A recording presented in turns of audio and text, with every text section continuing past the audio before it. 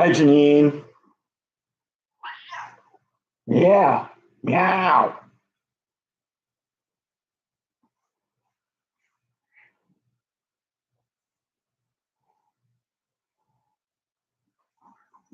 Come on, lay your fat butt down here.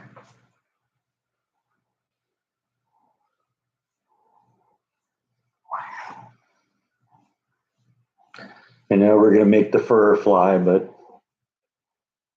we're supposed to really drop temperature tonight, too. In fact, when I got up this morning, it was 66. It's down into the mid 50s, and it's really windy out right now.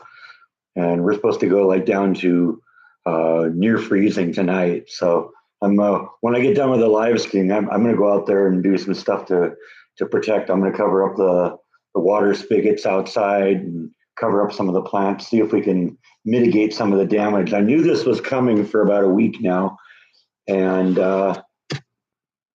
been kind of thinking about what I was going to do about that. And in fact, about a week ago, I cut back what was left of the hydrangeas back to just little stubs, because my experience is if you keep them alive year to year, they'll come back every time.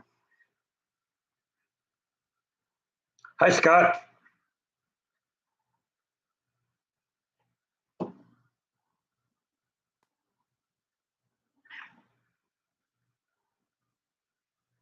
You're drooling on the couch, dude.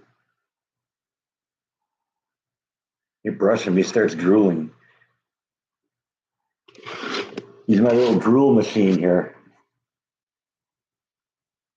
Hello, Gene.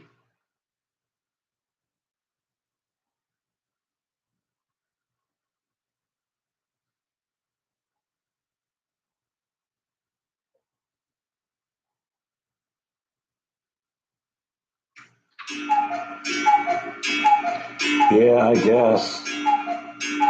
But he's always been kind of a drool machine. Ever since he started, ugh, dude, really?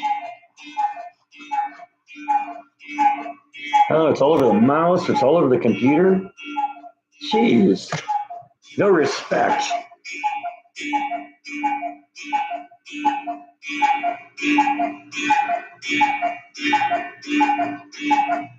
We got a problem again. Okay, hang on a second. Okay, now all four of my clocks got to go back to the clock shop. Jeez.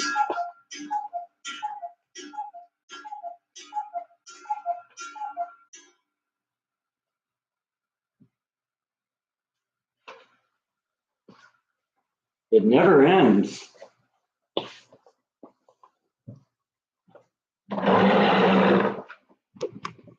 That's it. You just heard the cuckoo clock malfunction. That was the thing. That was what I brought it in for the first time. It would just start going and it just would never stop. So yeah, now they're all stopped. Grandfather clock shut down. I'm going to open that one up this week. I think I can figure that out. Um, I think I know what that is, but the one behind me here on the wall, that isn't working right now. There's something wrong with the mainspring on that, and the antique clock is also having issues right now. So yeah, they're all stopped, all four of them. No, I didn't get that at Roswell. I got that at a Twilight Zone mini golf course. I think it was in Vegas.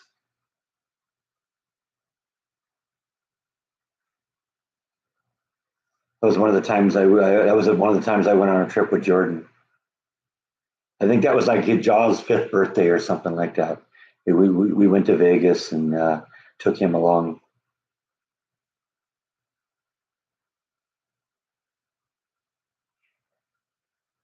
Yeah, I'd be embarrassed too if I drooled all over everyone the way you just did.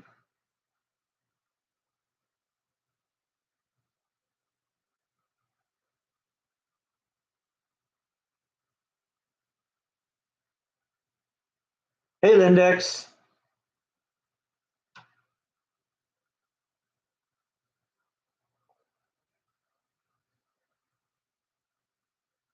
Got started a little late today with the water in the freezer. So it's not icy like it always is. Oh yeah, George Soros and Hillary Clinton really needed presidential Medal of Freedom medals, whatever.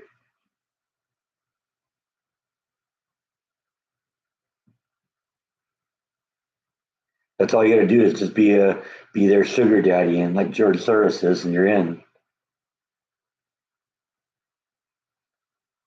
Or be a completely unlikable Democrat former senator and failed presidential candidate.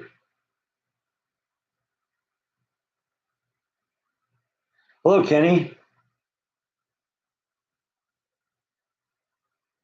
Yeah, I don't know. I didn't look at that story that closely, but I knew it was Hillary and Soros. It wouldn't. I know there were others too.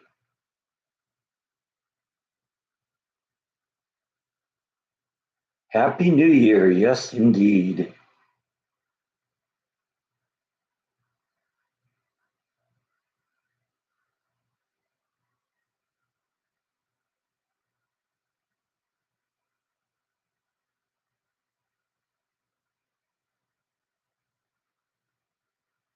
Yeah, that's completely out all the death row pardons. I mean, I guess we knew that would probably happen at some point. And since I mean, we all know Biden isn't really the president. There's no way he's running things. Someone behind the scenes is running things. And there's so many crazies behind the scenes that that's one of their crazy ideas.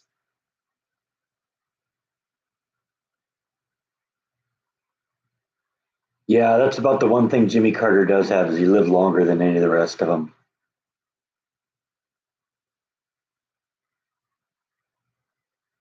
Michael J. Fox, okay. I mean, he's a lib, but you know what? I'll accept that.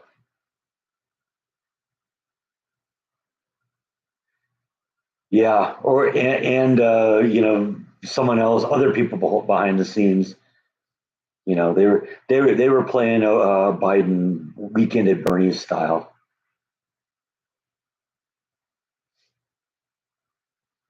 Weekend at Biden's.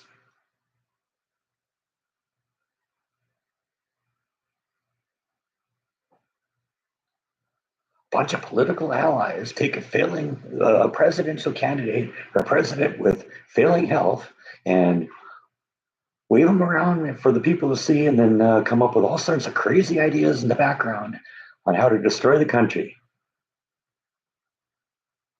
You'll laugh, you'll cry.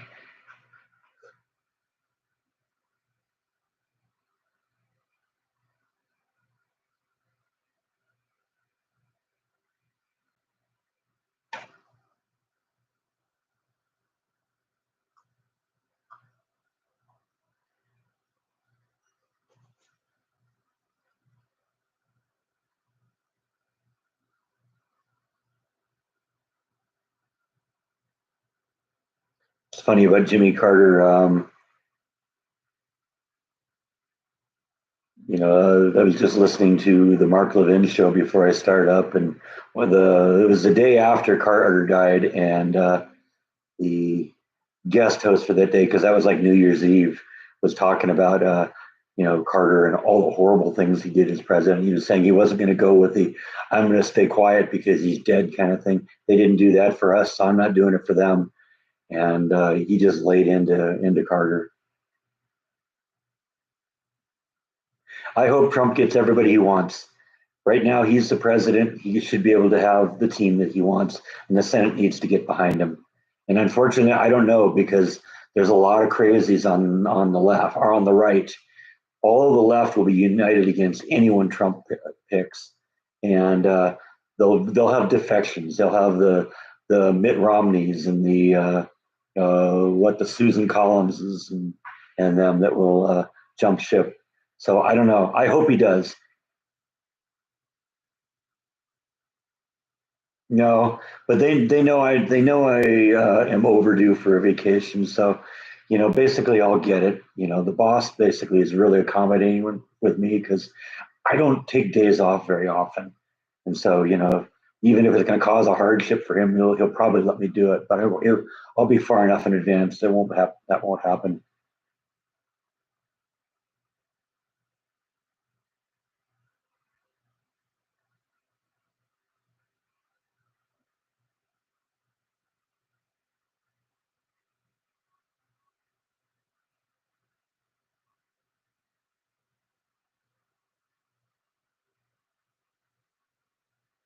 Oh yeah, I'm terrified that this hate is gonna turn into real active violence at some point.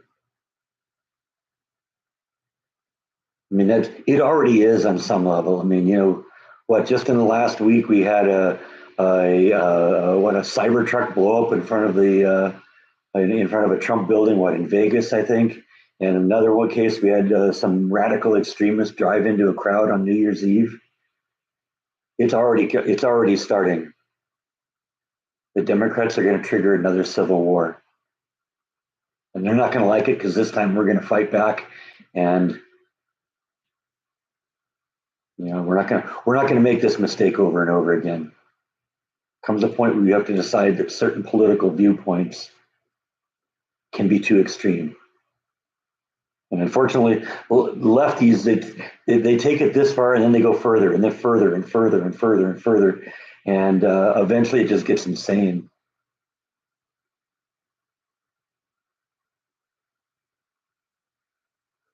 You just saw an ad now. I'm sure the ad, whoever's ad that was, is going to just love what I was just talking about. Well, I think Trump will get somebody in good into the Secret Service.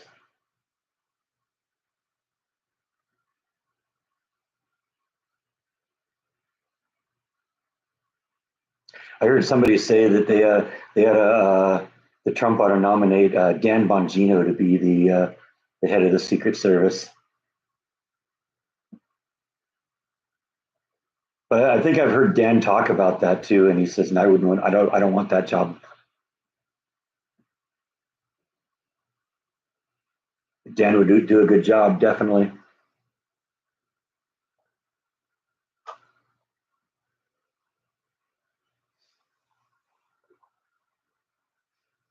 I don't know. I haven't been watching that closely. Whether if DeSantis has filled that seat yet, I haven't really seen anything one way or the other.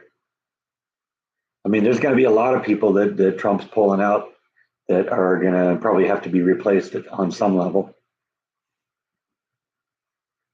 I'll tell you, I like DeSantis. I think whoever he does choose will be a good one.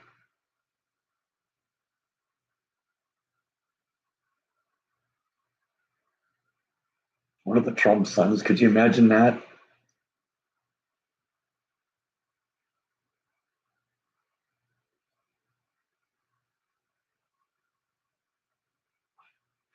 That would just everyone on the left, their heads just go boom.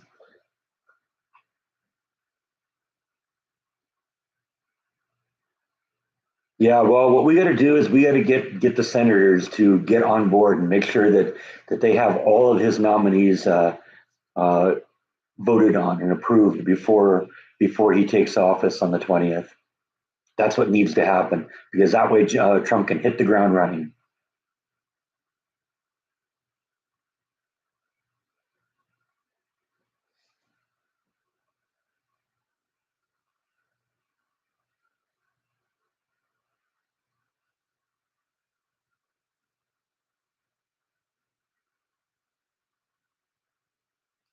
Well, Gavin Newsom, he buys off the poor with handouts, and he gives kickbacks and subsidies to the rich, and so of course he's going to be popular.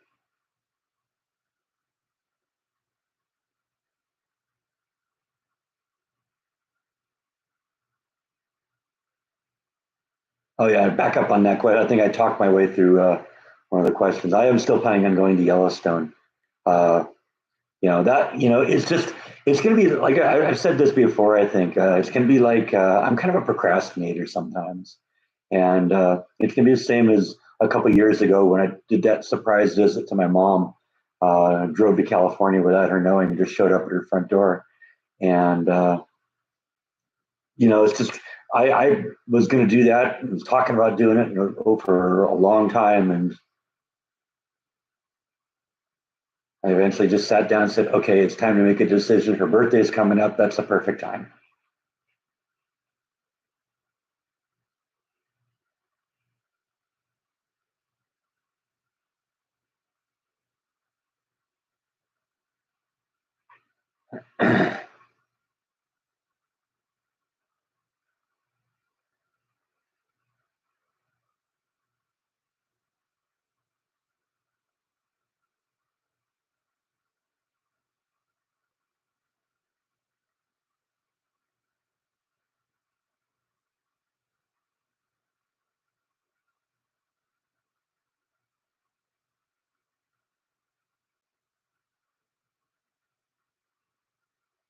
they are incredibly high in California. That was one of the reasons I left. You know, there's no state income tax here in Texas. Yeah, property taxes are a little higher, but the value of the house is the cost of the house is so much lower. So taxes are generally a percentage of the overall value of the house. So if the house is lower in value, your taxes are just lower in value too. I paid homeowners tax or homeowners tax in California too, and it was a lot of money, but I pay it here too, and I don't have to have a state tax. So that's great. And we got a sales tax, and that one's comparable to California's. I think like 7.5% or something like that.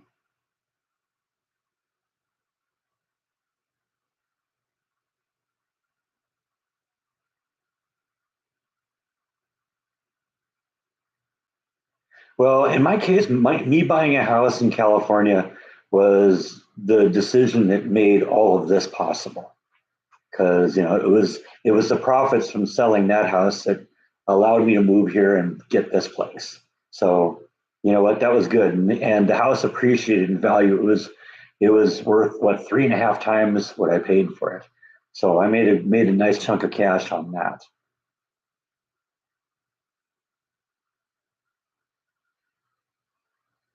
And I didn't really have to worry about the property taxes because there was something called an impound account, and the impound account was attached to my mortgage. And so what they did is they factored in, insurance and property tax, and that was just all part of the mortgage. And so I just paid that one mortgage payment, and that covered the mortgage payment and all that other stuff too.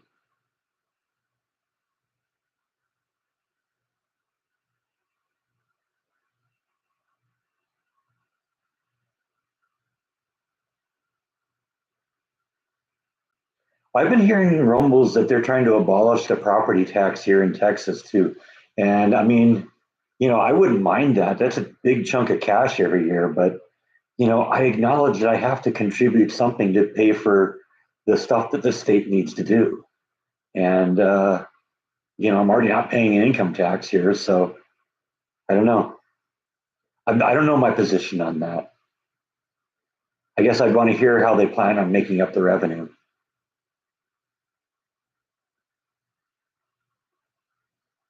Yeah, well, I have to register every year, but it's minimal. It's like less than $100. It was $400 or $500 sometimes in California,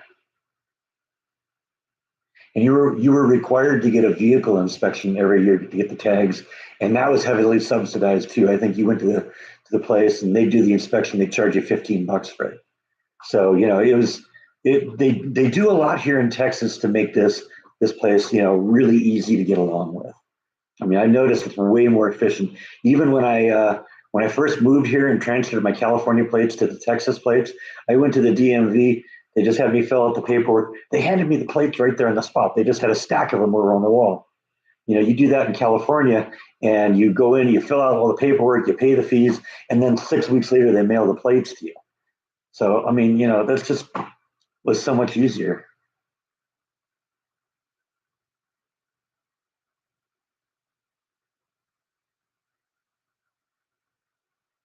Yeah, I haven't really seen any increase in the percentage of the rate that they're doing in Texas. I don't know if they're doing what they're doing in other states, but haven't seen that in Texas.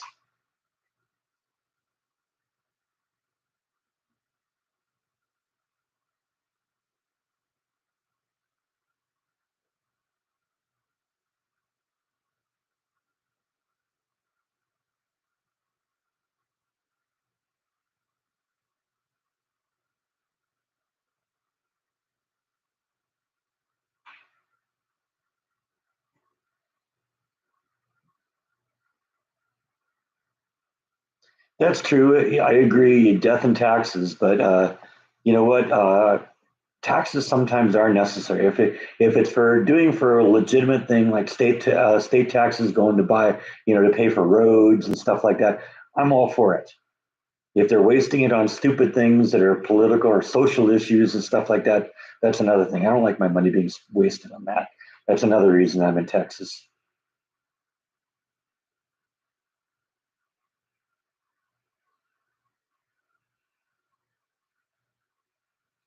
Texas. Well, I just got the plain ones. Mine are just the white plate with the black lettering. But there are some really nice Texas plates. California has some nice plates too. You know, there's like a dozen or so options for license plate that you can get in California.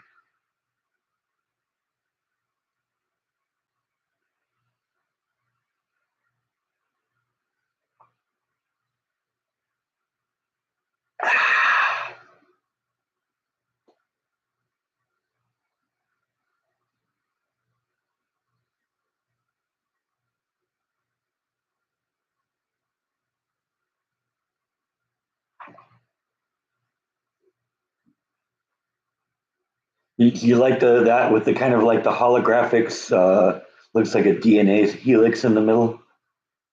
When I first saw that, I was, oh, that's kind of cool.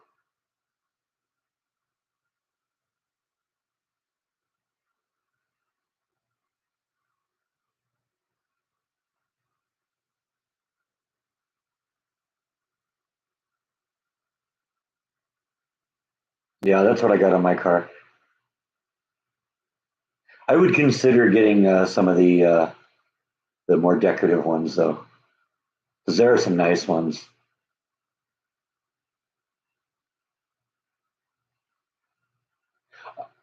Uh, I've heard California has been talking about that, but they've been talking about that for a while. They want to put something on your car that will plot the miles, and then every year you'll have to report the number of miles, and then they'll tax you for that. I heard just recently that it's either happening now or it's about to happen, where Manhattan wants to charge people $9 to come onto the island during peak hours.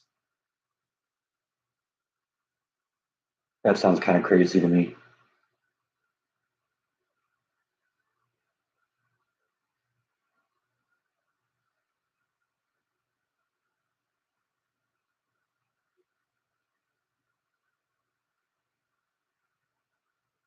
Yeah, well, that's also kind of the fun thing about living like in a small town that's been around for a while. Because like the houses in that I lived in when I grew up, they were built in the '60s. Because prior to that, the area was just a big orange field, and the orange fields and strawberry fields, and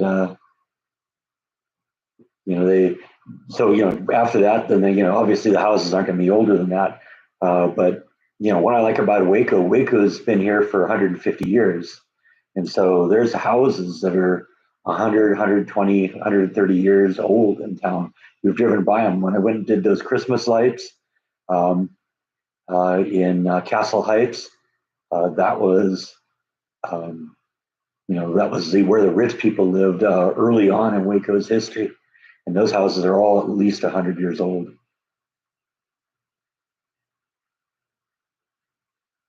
I love the look of old houses. If I ever got like a big chunk of cash, I think what I would do is find one of those houses downtown that's beautiful, that needs a little love, that somebody's willing to sell, and just spend the rest of my life fixing it up.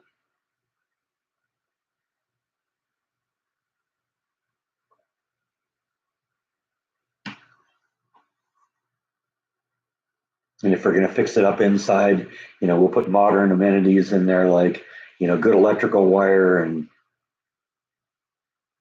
everything you need. So so it's ready to handle the 21st century.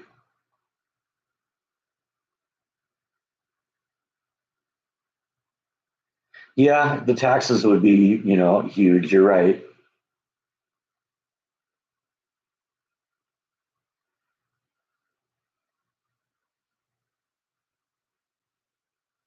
Because I'm sure those houses are worth, at least four times, maybe eight times what mine is. What with the neighborhood and the history and all that.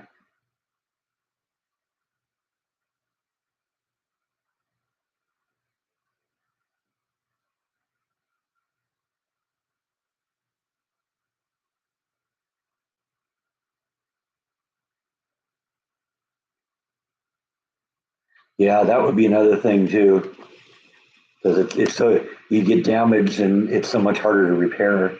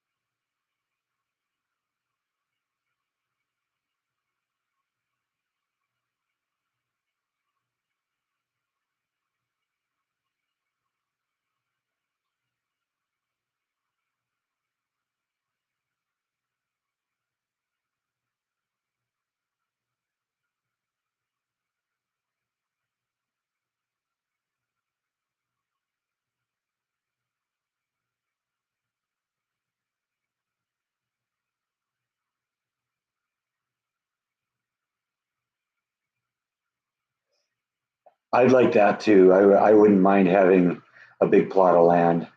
That was one of the things I like about this house. This house's backyard is, 5 times the size of the backyard I had in California, probably more.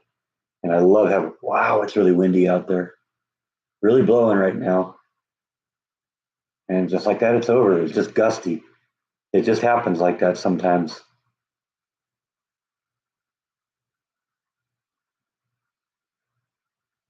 I've thought about a solar power system, probably not to do, you know, um, to power the whole house, but it wouldn't be, I think it'd be kind of cool if I could like power the air conditioning, because that's really the biggest user of electricity in this house.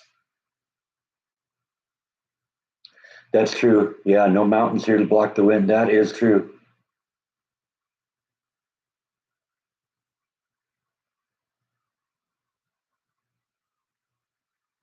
But I don't know if I'd want to power the whole house with a solar system.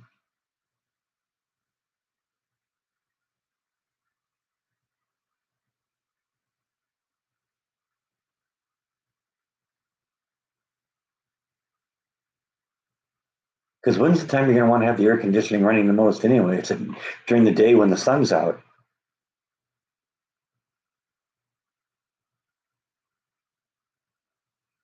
If I were going to go solar, though, I'd want to figure out a way to do it myself, where I just buy the stuff and have it installed, as opposed to a lot of these companies right now that offer you solar. What they do is they put the panels on your roof and then they lease the power to you, and so they own the panels. And like I said, they're just providing the power to you. But it makes it a little bit more complicated when you move, when train change ownership and stuff like that. And I don't want to be tied to some company. And I'd rather just get the panels in there, pay for them myself, have them installed, and then just have it be mine. And I got a nice big section of the roof out on that side of the house over there that would be perfect for it. It faces the sun, it's got direct sunlight for most of the day. And so, yeah, it'd be an ideal spot for solar panels.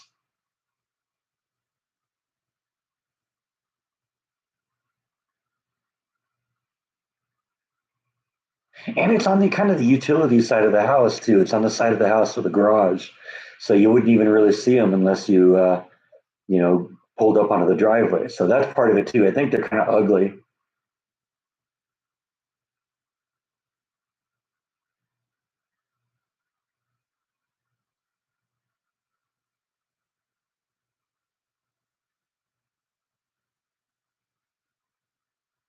but I'd also be concerned about solar panels because we get hail here, and that would be an issue. I don't know, how much they're capable of holding up to hail damage, but it would kind of suck to have the whole system destroyed because we had a strong storm blow through here.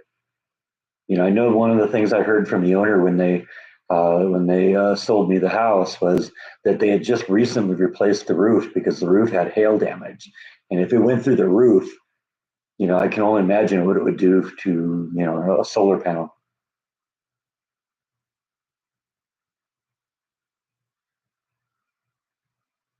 Yeah, air conditioning is crucial here in Texas during the summer too. You know, it's on all the time.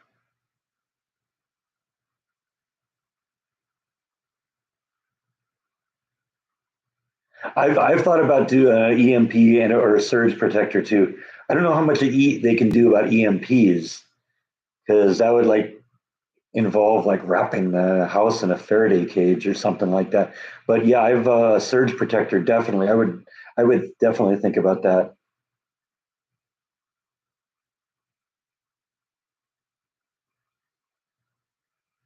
Yeah, that's it. Yeah, I guess I've heard Jordan talk about that too. But I mean, you also do it for comfort because you know that house has a lot of windows, so it's going to lose a lot of heat. Even if you got the double panes, you're going to lose heat or lose air conditioning pretty quick and gain heat. And that house, you know, will get hot after a while.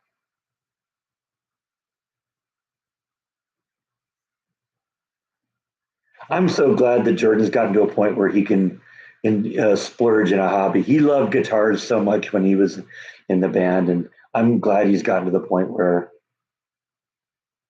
you know he can start a collection.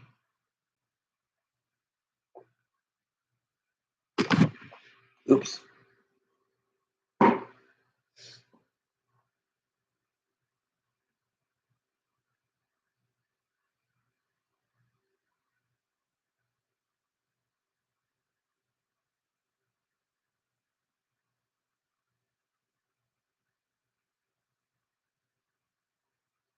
I guess he just posted one like that this morning.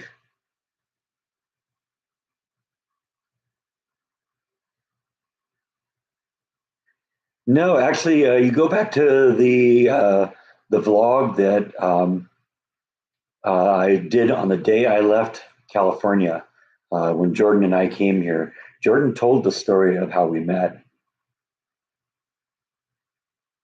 Basically, we met at a Guided by Voices concert. I was there, and with my friend Matt, who does Island Horizon videos back there, and his ex-wife to see the band. And Jordan was there with his friend Neil. I think he's talked about Neil a couple times.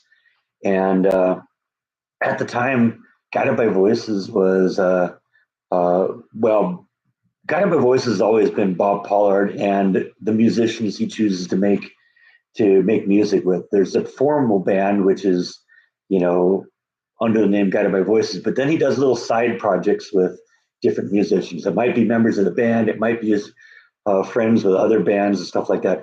Well, at the time, he had started doing kind of a weird, psychedelic, kind of creepy uh, form of or style of music under the name Circus Devils.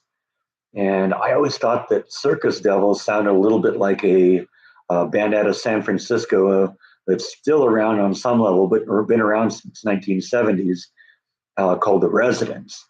And and one of the things you do at concerts is you wear T-shirts of bands, but it's kind of considered bad format to wear the T-shirt of the band you're seeing.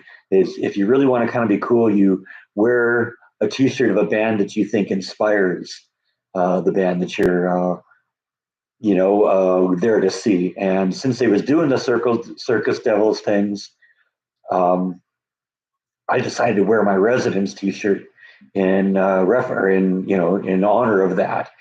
And turns out Jordan's friend Neil saw my Residence shirt. He and Jordan were both Residence fans, and they came over and introduced themselves, and it just went downhill from there.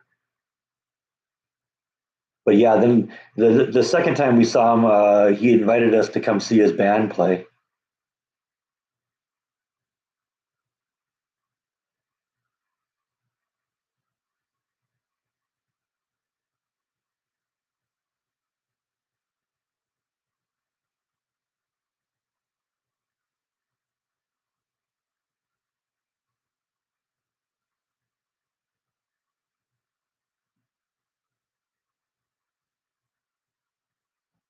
In fact, up on my memorabilia board there, those let's see, I can't do this very well. That one, let's see, that poster there, and that poster there are original Candyland Riots concert posters.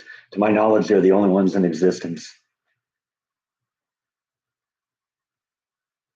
So yeah, I got my Candyland Riots memorabilia too.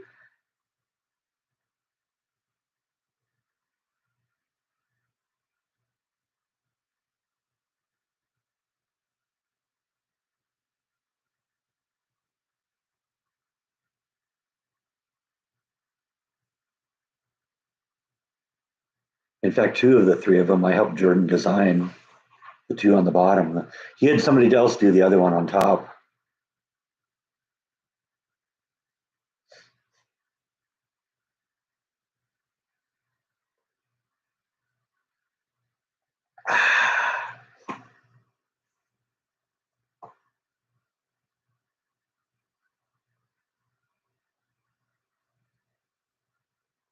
Wow, everybody got quiet all of a sudden.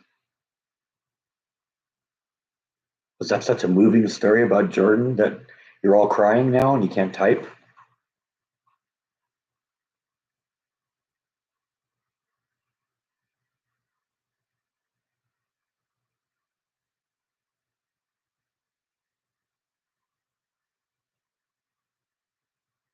Had to get the Kleenex. Okay.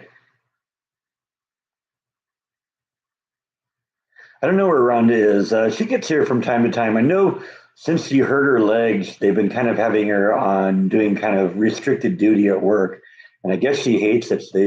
They have her in the back. I don't know, doing stuff that she can sit down while she does, and she's a natural chatterbox, and so I don't think she enjoys sitting there and being alone and not having somebody to talk to. But I think she's also having to work more Sundays. So I don't know. She was here a couple weeks ago. I tried to go see Black Sabbath there at the Hollywood Bowl once. We just were over at Jordan's place. I was over at Jordan's place that night. And that was just a couple miles from the Hollywood Bowl, and Black Sabbath was there, and we were going to just see if we could get tickets from scalpers, but the scalpers were asking like $1,000 a piece, and so didn't get to go. I would have loved to go see something there. I know Jordan saw Jeffrey Lynn at Hollywood Bowl, and it was supposedly an amazing show. I would have loved to see that.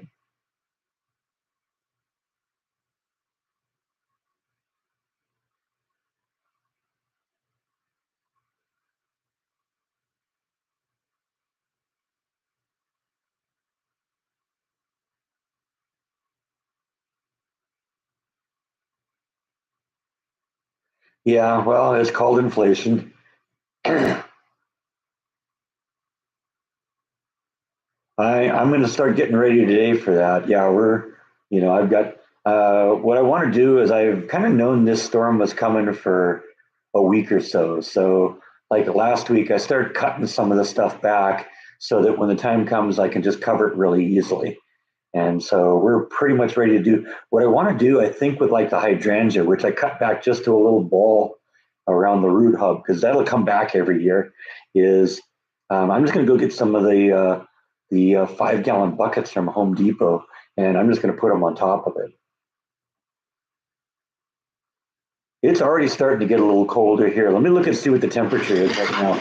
The wind is blowing like crazy. I got up this morning, it was 66. Then a little while later, it was 59. So it's already starting.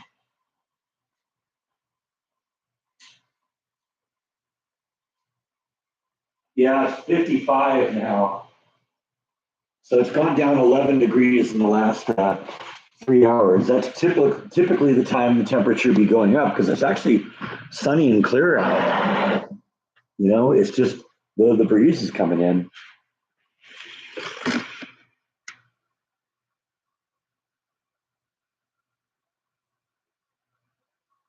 Yeah, but the weather can't figure out what it wants to do because some days it's raining and then next day it's raining and then next day it's 80 degrees out, and it's just usually at this point it's starting to get cold. I mean, this is January. We're getting January and February. Those are the cold months in Texas. In fact, we got a potential for snow on Friday and freezing rain on Thursday. So I'm kind of looking forward to that.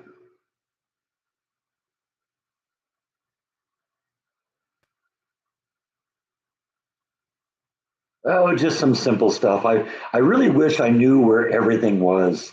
I have a little better idea now how things are routed, but it'd be so much easier if I knew where everything went.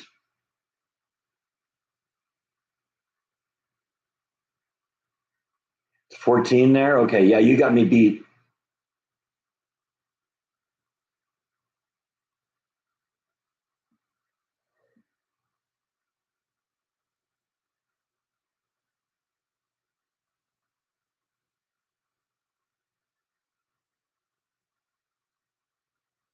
Well, what I probably should do is get one of those people to come in with the pipe sensing devices and kind of measure and kind of mark everything out. Because I don't really even know where the anti siphon valves, the things that turn on and off to feed the different lines in there, they're just scattered around in the yard, buried in the ground. And I've always wondered why they did that. And I always thought, if I'm going to redo it, I'm going to, put the anti siphon valves above ground. All of a sudden, it dawned on me why they're doing that. They're above ground, and it gets cold, they'll freeze. And if it freeze, you destroy the anti siphon valve. So I bet you that's what's going on there. But I bet you I could build some sort of an enclosure around the anti siphon valves that would protect them from the cold.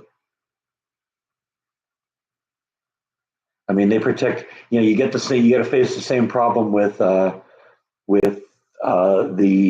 water spigots on the side of the house when it gets really cold too, because the water can freeze and the pipe can burst.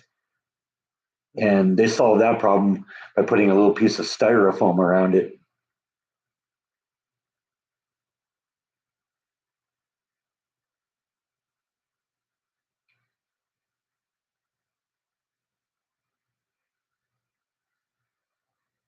Honestly, I didn't really ever do a whole lot with my dad when I lived at home in terms of using tools. I don't know. I don't think he entirely got me and had a whole lot of respect. I don't know if he thought that I lived up to his standard when I was a kid. I was only a moderate student. Um, I just, I don't think he really respected me that much until I got the job at the CD factory and moved out on my own, began supporting myself. At that point, he became my greatest ally.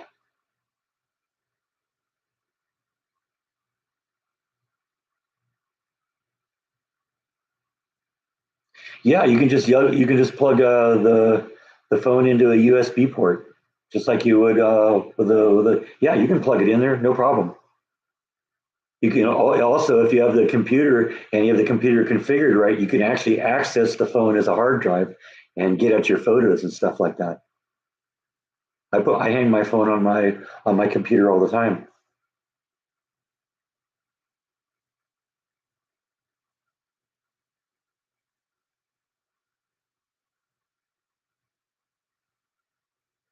The anti-siphon valve is just designed so that when the valve shuts off, the water doesn't siphon back out of the plumbing. Or if it does, it backwashes and then just empties out of the. Otherwise, you could have, if you had like a puddle or something, it could suck dirty water back into your plumbing system. So it's the valve that turns on and off the sprinklers. But like I said, it's got that anti-siphon connection in there too.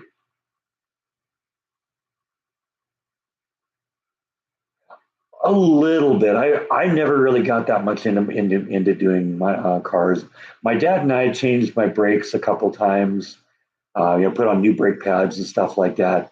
But for the most part, I can change tires. I can put a new battery in. I can, do simple things like that. Change my oil. But I prefer to let somebody else do that. I'm not the gearhead. That's just not my thing. I can do it, but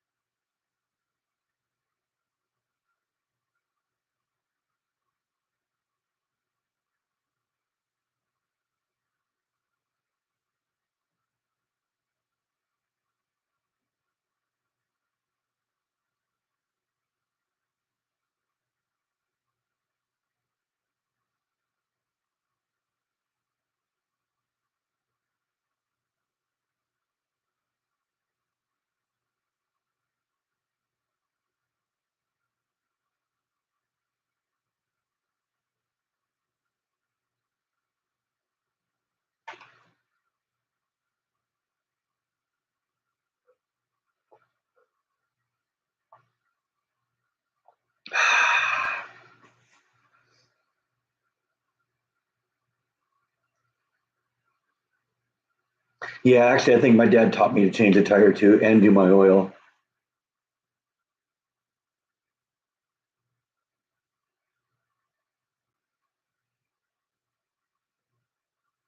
I know one of the places he moved, let's see, let me get my bearing here. It was the first place that he lived, then the second place, then the third place. The third place, he rented a room in a house. And he was only there for a short time because the owner of the house was a chain smoker. And that just drove him crazy. Jordan used to smoke a little bit, but he stopped a long time ago and he didn't like having people around him that did. So um, he moved into that place and then moved out real quick. But apparently, the person that lived there before just kind of trashed the place and didn't do a very good job painting the house or painting the room. And Jordan didn't like the color, and so he asked the owner, "Do you mind if I paint in here?" And the owner said, "No, no, you can do that." And so Jordan and I painted that room because he came over once to help me paint one of the rooms in my house. So he already kind of learned how to do it, and so he just wanted to help. But yeah, we made his room look real nice. I don't think I ever did any repairs for him. No.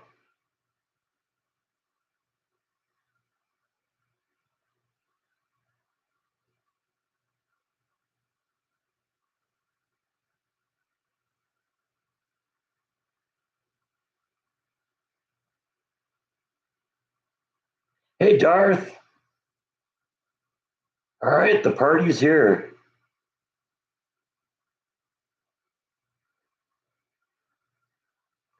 Let's see what odd direction this conversation is going to go now.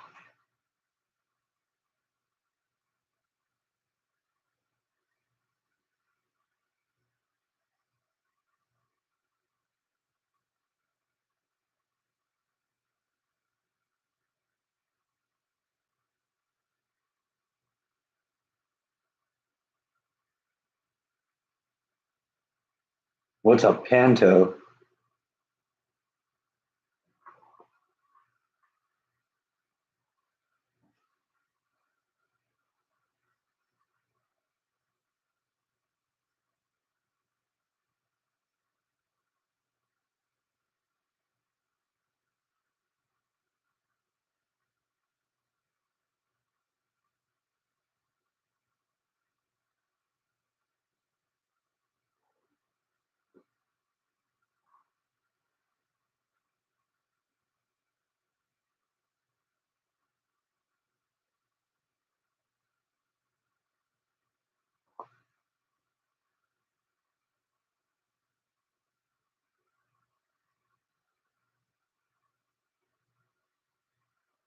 And my New Year's Eve plans are just kind of sit around here and watch movies.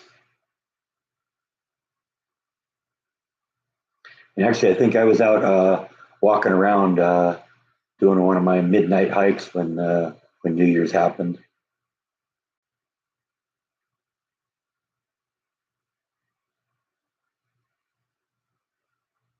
Oh, okay. There you go. That's why I like this place because we get people in here where if there's something I don't know, I can just ask a question, somebody will know. No, there aren't going to be new rocks for a while. The rock place is closed. They're moving to a new place in Hewitt, I think. But that move is gonna take a couple months. She says maybe March of next year. Well, this year now.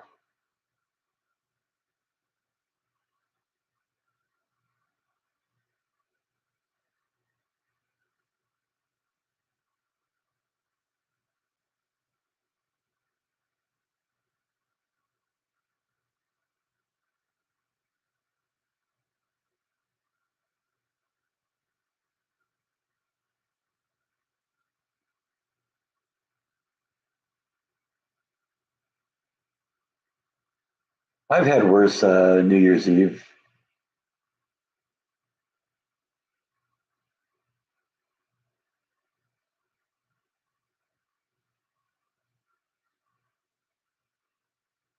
The event was fun. I had a good time.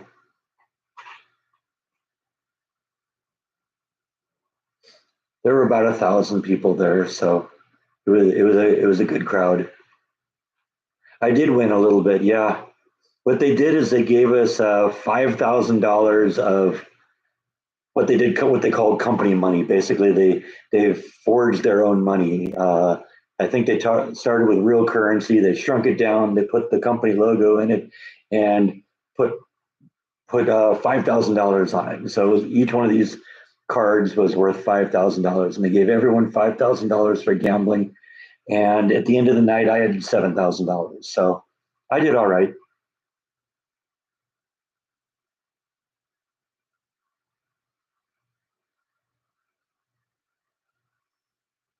No, no strip poker,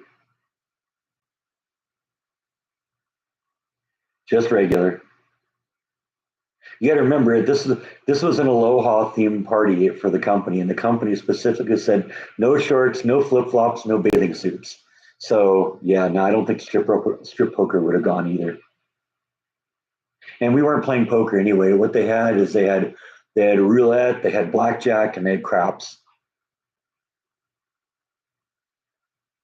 Yeah, I got a couple of compliments on the shirt. No Russian roulette, no, just regular.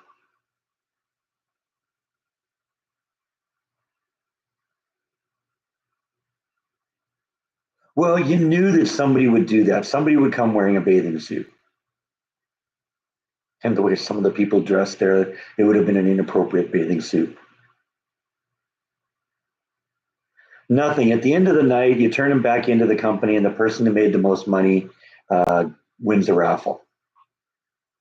But you know what? I wasn't even close to. I'm a pretty conservative gambler.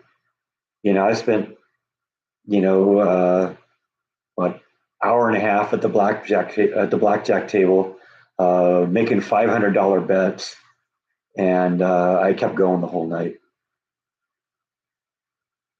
Couple At one point I was up, double my money. At one point I was down to my last $1,000, but it's all how the table works. And it's like for a while I couldn't get a good hand to save my life, but then all of a sudden it turned around, and in a few hands I was back up again. So it's fun.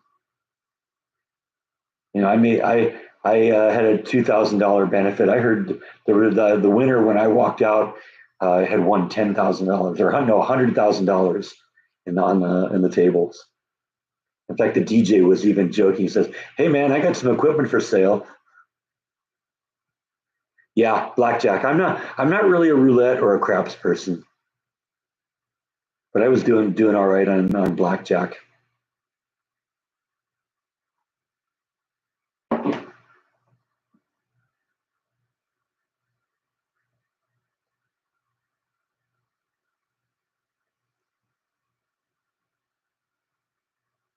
Not from my perspective, but you got to remember this is Texas, so what you're going to get is you're going to get a lot of country, and then of course since it was a Hawaii theme, you get some of that kind of stuff, and you know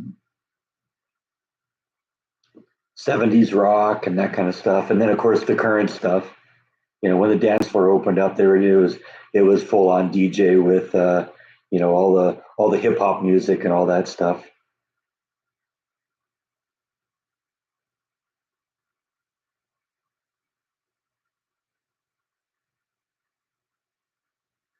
Yeah, it's true. And that's the trap of gambling is that some people think it will continue. And then when they start losing, it's like, okay, I've got to keep going until I get it back.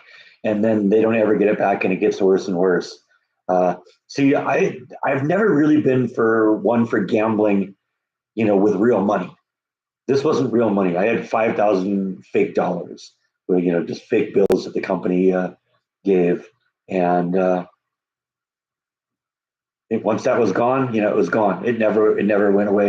And it actually turned out there was a bunch of people that didn't want to gamble, and so they would give their $5,000. So at the end of the day, while I earned, turned end up $7,000 from the $5,000 investment, I had $35,000 that other people had given me. So I could have played all night if I wanted to.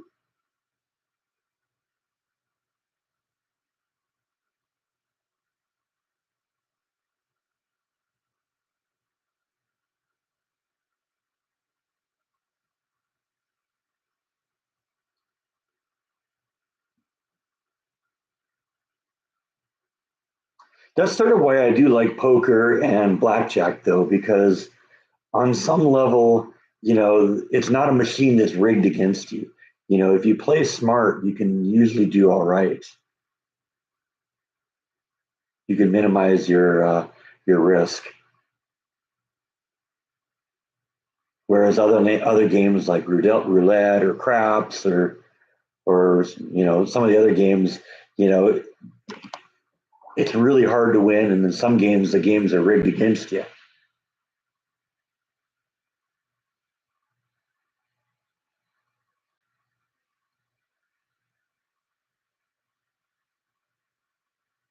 I mean, I used to play poker with some friends of mine back in California, and we do that. Go over to someone's house and then play poker, and there'd be real money there, but it'd be you know 10 cent, 25 cent ante, something like that.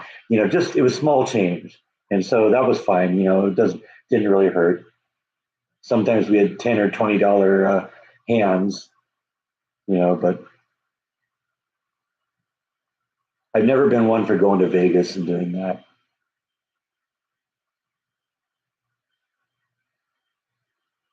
In fact, the last time I went to Vegas, when we went with Jordan, um, I actually went out to the casino and just got on one of the video poker machines, and I decided, okay, I'm going to put $100 into this and see what happens.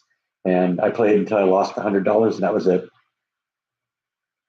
And I got a few good drinks out of it. When they see you putting money into the thing, they'll bring you drinks. They want you to continue. There's a psychology to those whole casinos. You don't usually see windows in there, or if there are windows, they're usually really seriously blacked out, so they're almost dark. They don't want you to realize the passage of time. They're getting you amped up on alcohol, so you lose track of time. There's no clocks in the place, so like I said, they want you to stay there. They don't want you to say, "Oh man, it's time. Wow, it's that late. I got to go."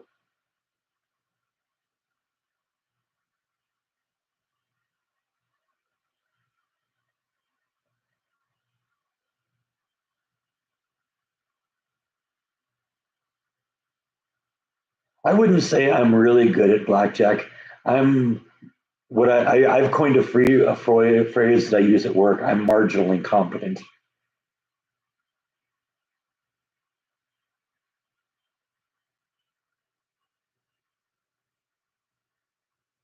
Oh, I'll tell you the best people watching event I've ever been to.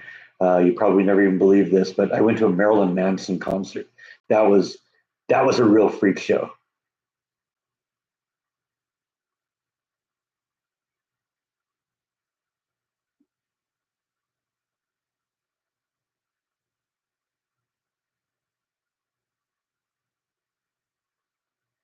Yeah, see, I don't really know. I've been to Vegas a couple times. I think I went to Reno once, and that was it. I mean, there's Indian gambling in the state here, and I don't really have any interest in that.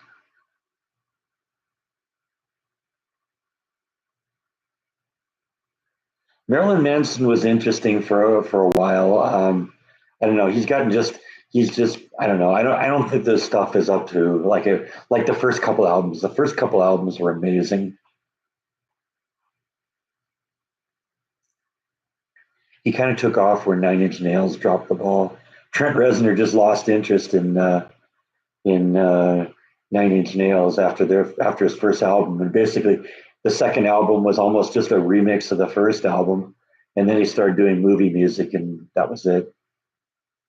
So it was an interesting little part, and it was kind of cool that Marilyn Manson took over. But I guess he just released another album, but I haven't heard anything from it.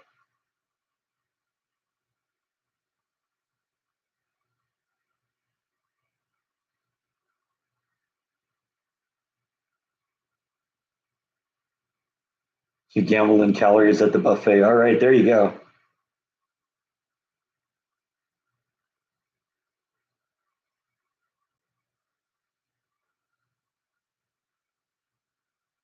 See, that's something else I've never done. I've never played the lottery. I think it's better to invest it in the stock market. And it's probably the same reason I don't do gambling that much either.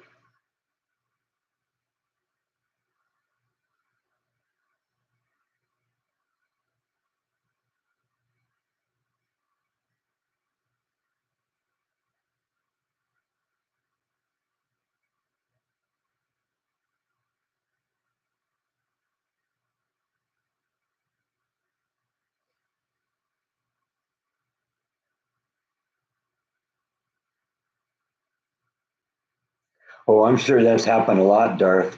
There's a reason they built that place out in the middle of the desert. I bet you if they went out there and dug out the desert, you'd find all sorts of bodies out there.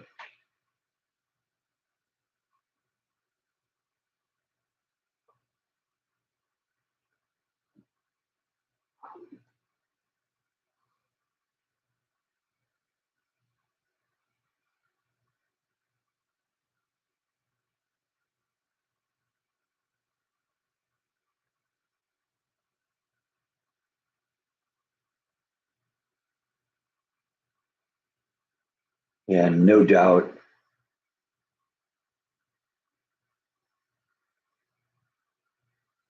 Dead bodies with shotgun blasts to the back of the head.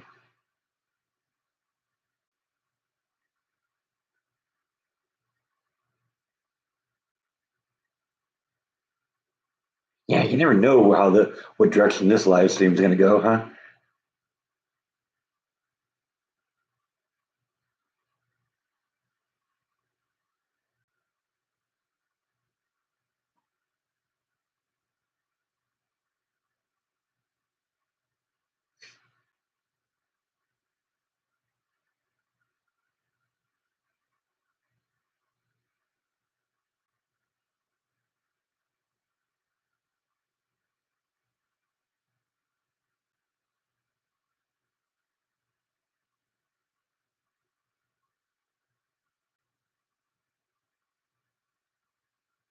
So you hit one of the slot machines that are in the airport, huh? I remember that when flew through Vegas last year. Those are the worst ones to go to.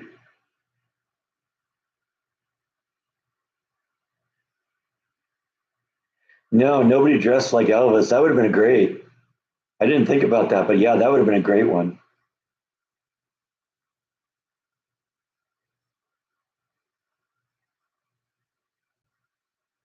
I wish I'd thought of that.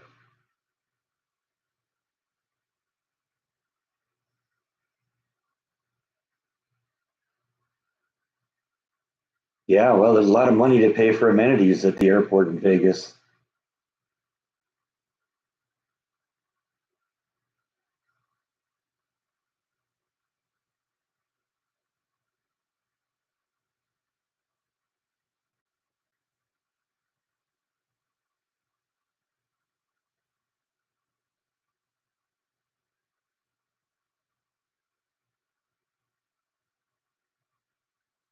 Yeah, that's probably true. Vegas doesn't like to lose. I think, yeah. Well, no, actually, I did because I flew through Vegas because for some reason that time I had to. Uh, that was when I, yeah, I think that was when I went home. Must have been the time I went home to see my mom the last time.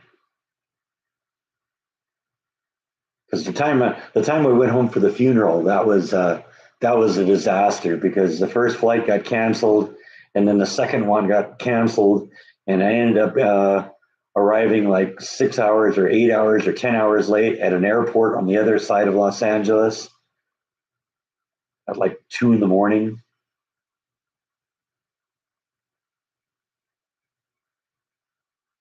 But yeah, that must have been the time before where I flew through Vegas because I spent a little time there. It was an okay airport. Like I said, each one of the terminals had the big section in the middle had all sorts of giant slot machines that you can play.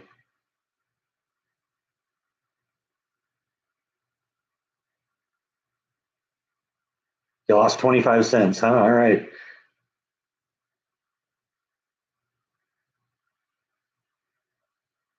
I've got Vegas Vacation. I've only seen it once or twice. I don't know. Maybe we'll pull it out. I tend to stick with the first one and Christmas Vacation.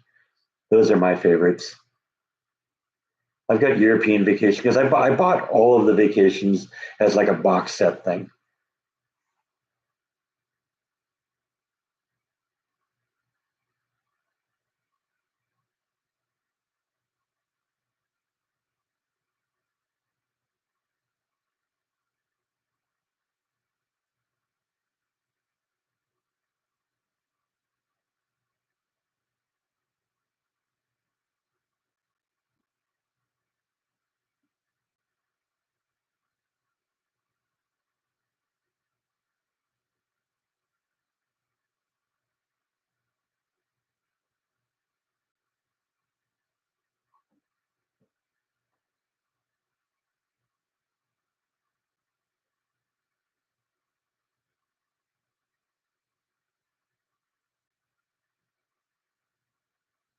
I mean, I guess having watched him, I guess I like Vegas Vacation better than European Vacation.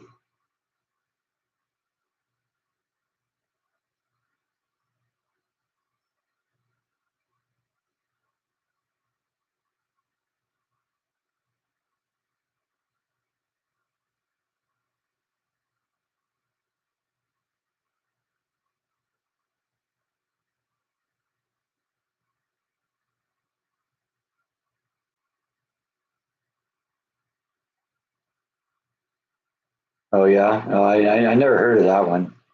I bet you Jordan knows about that though. He knows way more about the vacation movies than I do.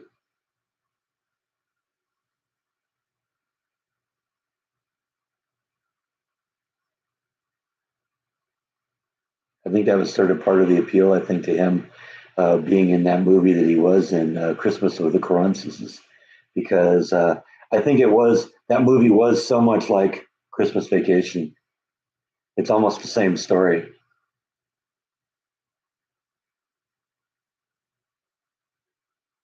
but just a little different of an audience.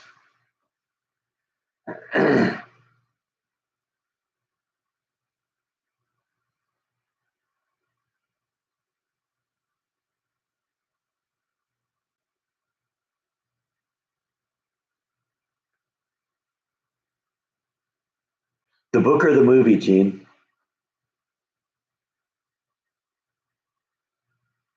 I've got the movie. It's an interesting movie. The music in it is great. Didn't read the book. Okay.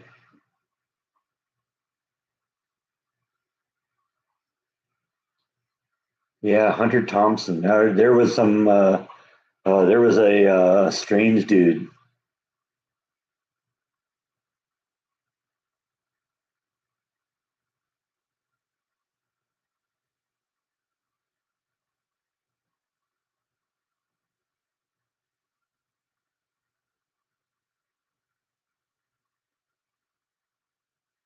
I do kind of like Johnny Depp too. He picks really interesting roles to get involved in. Can't stand his political stand, but he's actually a pretty good actor. I've seen him in a lot of things I really liked him in.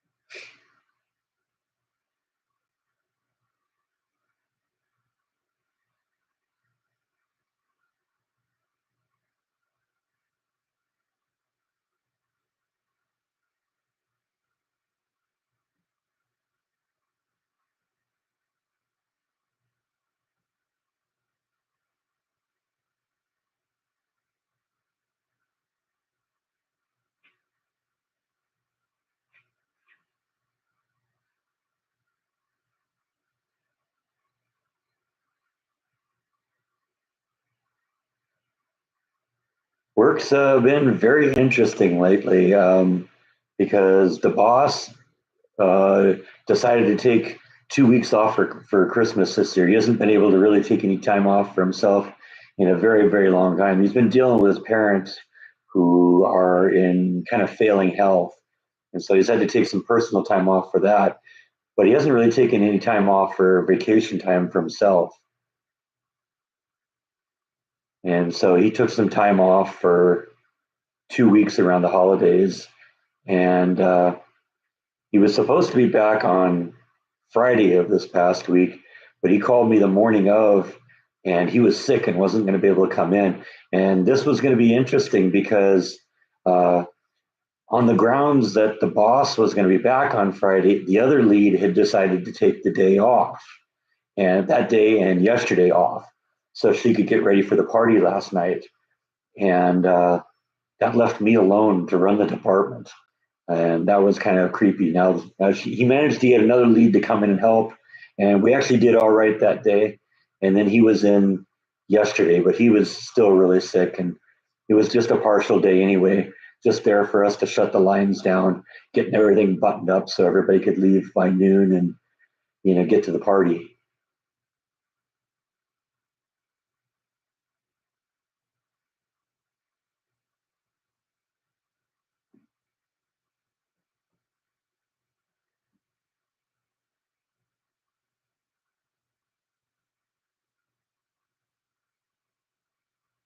Christmas Vacation 2, Cousin Eddie's Island Adventure. Yeah, that does sound horrible.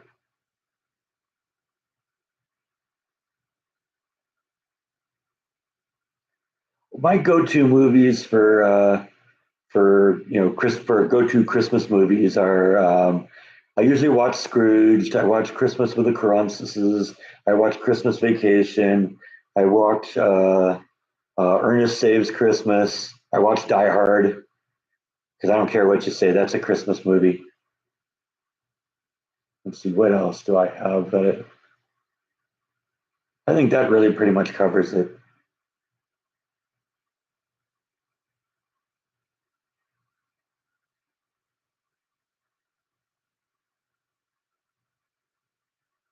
I think I remember a movie about a bunch of people dressed up as Elvis robbing casinos.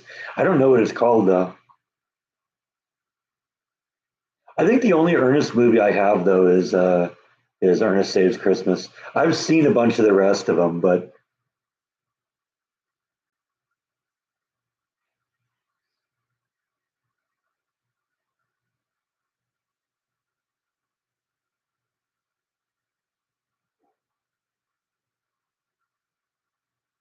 I heard that Jim Varney, before he died, had a very authentic replica of the DeLorean from the Back to the Future movies, and he used to drive around in it.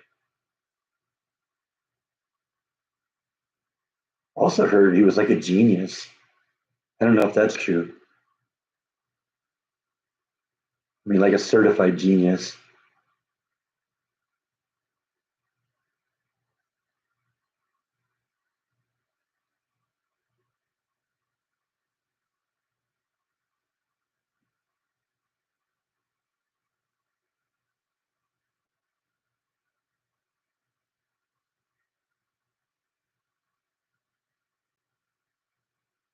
Yeah, I've never really been that much into the early Christmas movies and stuff like that.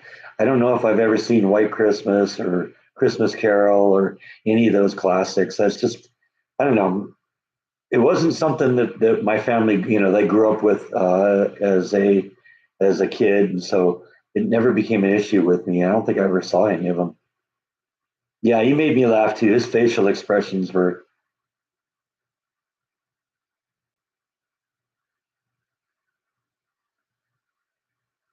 like I'm thinking of one scene right now when he was trying to explain how Santa Claus got into a house uh, if it didn't have a chimney. And he went up to the camera and he kind of mushed himself into the ducting of it. And that just makes me laugh every time I see it.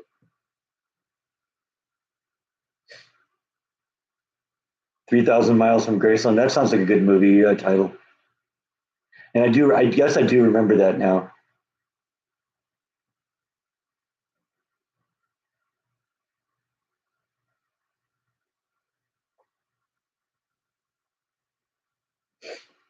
He's just, Ernest was, or Jim Varney was just a great character actor.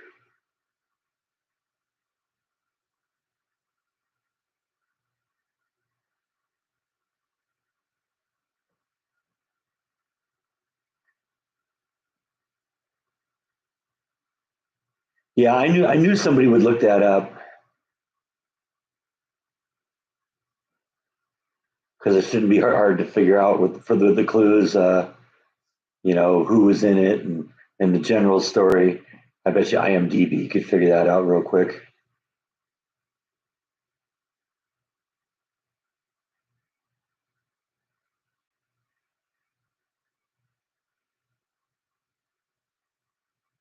Oh, I forgot something else that I always watch on for Christmas.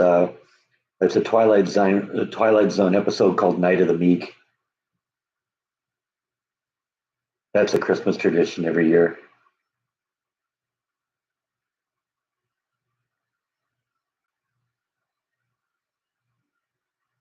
Unfortunately, I can get that off of the internet.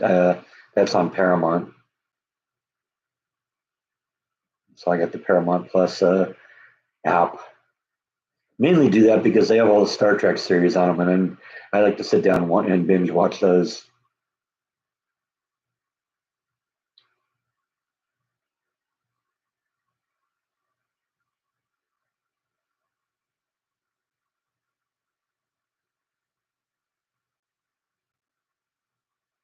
That sounds like a kind of a fun thing to see.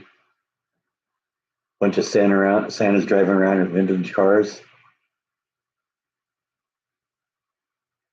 Yeah, except for that, I'm not getting Disney Plus. No way. Just because who it is. And now they have disclaimers in front of movies that they say may be controversial. Controversial movies like Snow White.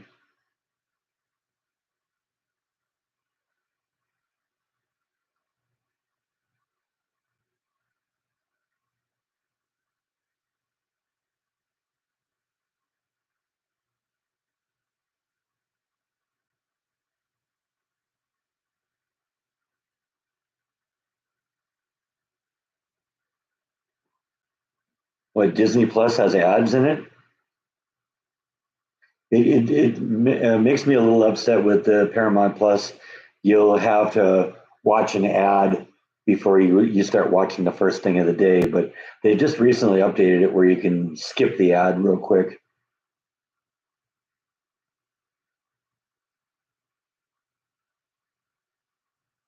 Oh, okay. Yeah. See, I just have an Amazon Fire Stick on the back of my TV.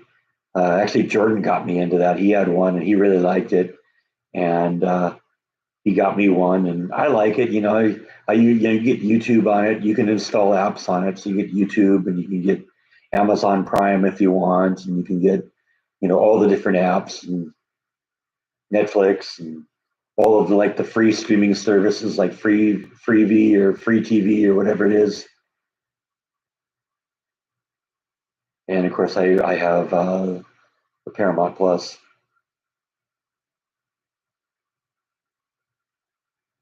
Oh, is that okay? So it's kind of a free package of the Disney Plus, and you got to watch the ad. I get it. Okay. So the pay one, you don't pay for that.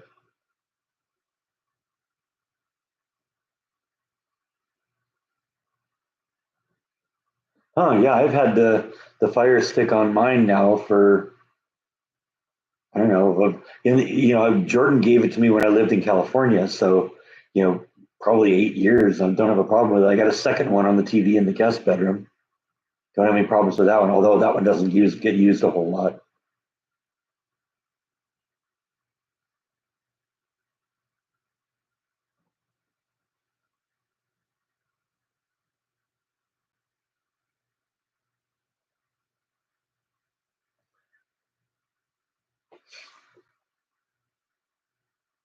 Yeah, I got out of Disney just in time. I mean, it was already starting to get bad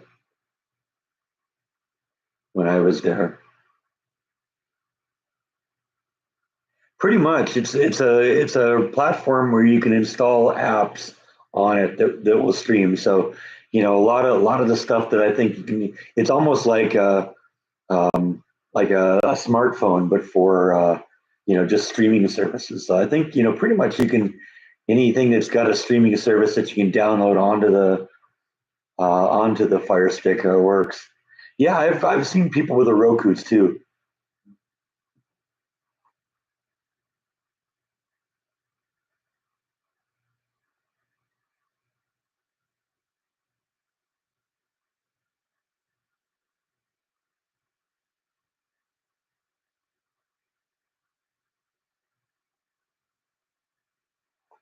Yeah, that's the two paid ones that I have, Paramount Plus and Netflix. And the truth is, I don't really go to them all either very much. I'm more likely to pull something out of my own collection and watch it.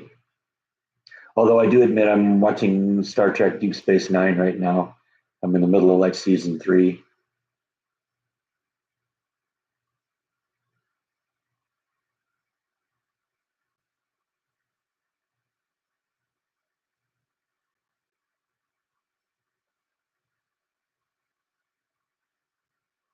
No, I gave up after Star Trek Enterprise. The franchise became a little too woke for me.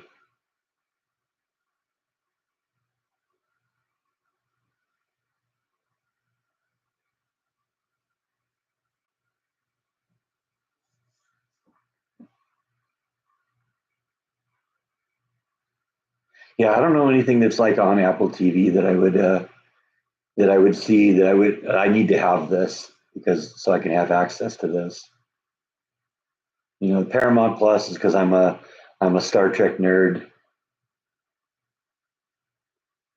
and or Netflix is just because I've had it forever.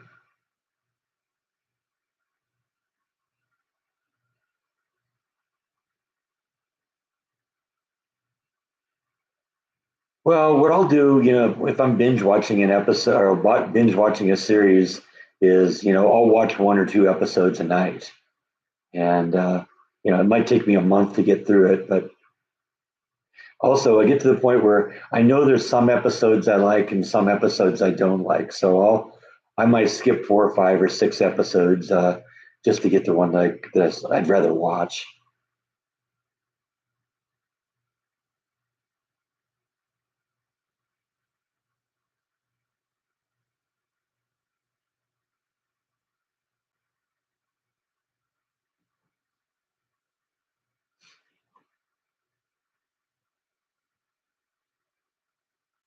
Paramount Plus right now is really advertising this new show that they got about this hotshot female attorney going in and saving cases. You know what it's called? Matlock. Yeah, they've remade Matlock with a woman in the lead.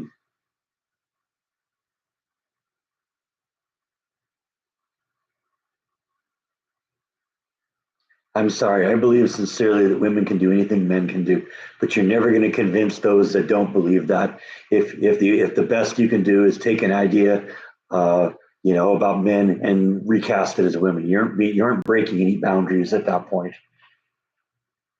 All you're doing is proving what the detractors say.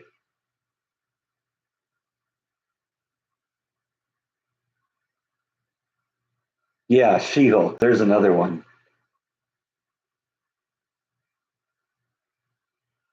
or Ghostbusters with women.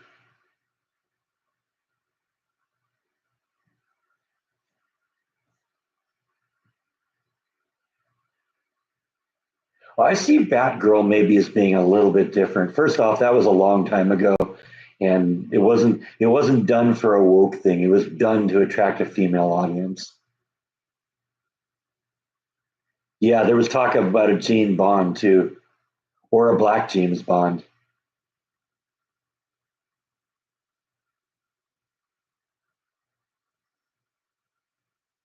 And don't tell me that there can't be movies with women in the, action movies that are popular with men where a woman is in the lead. Because, I'll point to Alien, I'll point to Kill Bill.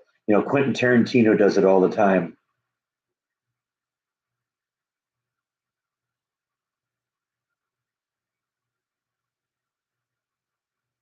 Second half of Death Proof. Even the ending of From Dusk Till Dawn, even though he didn't direct that, he was part of it. He was part of that. I believe he co-wrote it. Yeah, that's that. I don't know. Is there actually something called Cinderfella? That would be just as bad. I mean, unless it's done as a joke, I could see that being like a comedy.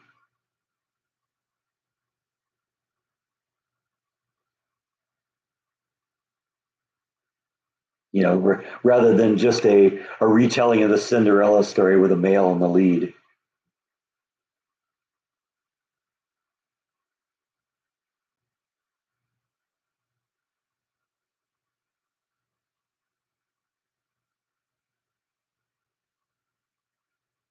What pirate movie was Gina Davis in? I like Gina Davis. I thought she was cute.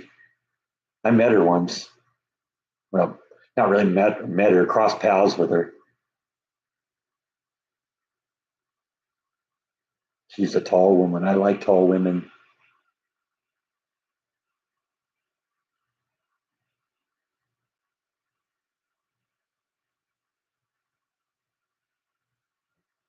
Yeah, I think they ultimately decided that changing the sex or the gender of James Bond would be a bad idea. They would completely lose the franchise.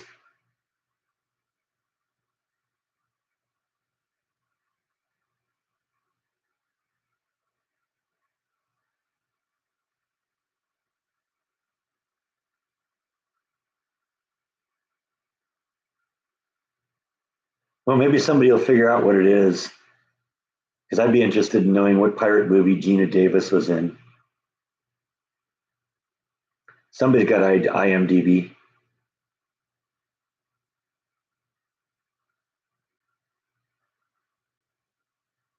Oh, yeah, she's cute.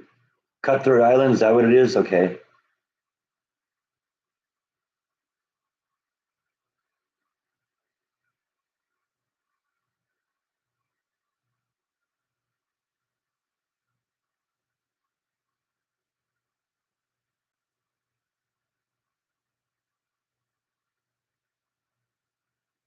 I guess I saw you write that and didn't register that that's what you meant. That was the name of the movie.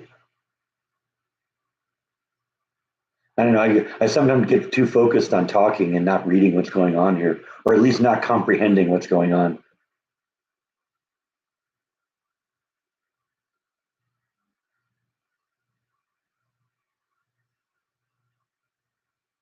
A lot of movies end up being bombs, though, but then they end up 10, 20 years later, somebody remembers them, and then all of a sudden they go from being a bomb to being a cult classic.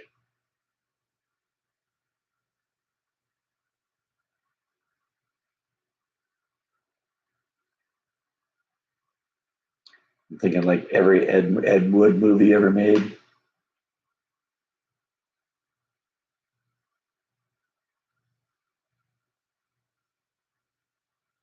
I don't think I've ever seen The Thing.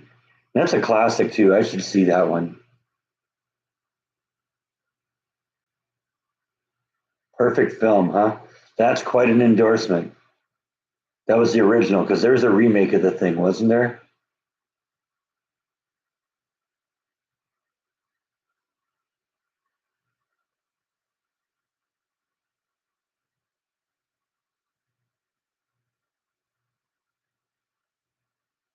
Yeah. Okay. Yeah. Just about anything John Carpenter did during that period is good because he also did Halloween, didn't he? That was John Carpenter. Yeah. For most movies, oh, you like the remake? See, I always like the original zombie movies: Night of the Living Dead, Dawn of the Dead, Day of the Dead, and I think Dawn of the Dead. That was the one that took place in the shopping mall. I really like that one. That was a great story. And they did remake that one. I think the remake is actually better than the original. It's way scarier. The zombies are scarier.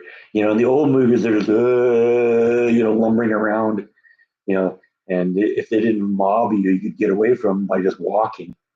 But, the zombies in the remake, they ran after you. They were way scarier.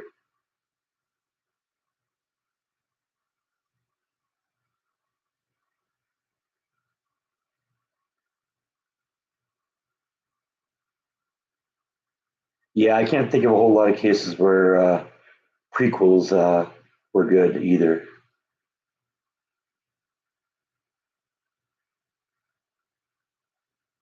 I mean, let's think episodes one, two, and three of Star Wars.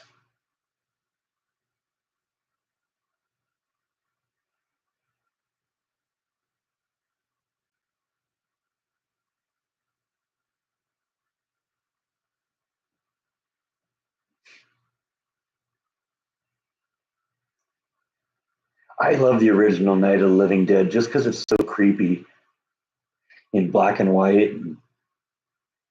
It just makes it all the more scary.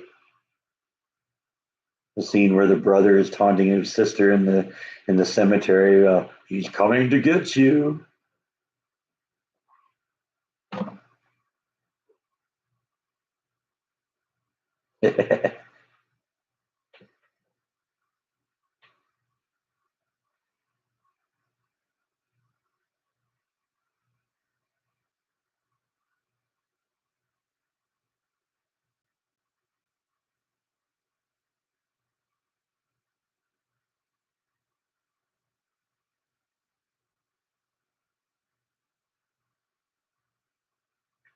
What was it? The movie? Oh, I just picked up a movie. I don't know recently that it was one I remember I really liked back in the day. And back in the day, in this case, was like the early '80s. I think it was a cheap science fiction movie uh, called The Last Starfighter, and I recently picked it up. It was like in the dollar bin at Walmart or something like that, and brought it home and watched it. And it's like, oh man, the CGI looks so bad in this. It's still a fun movie.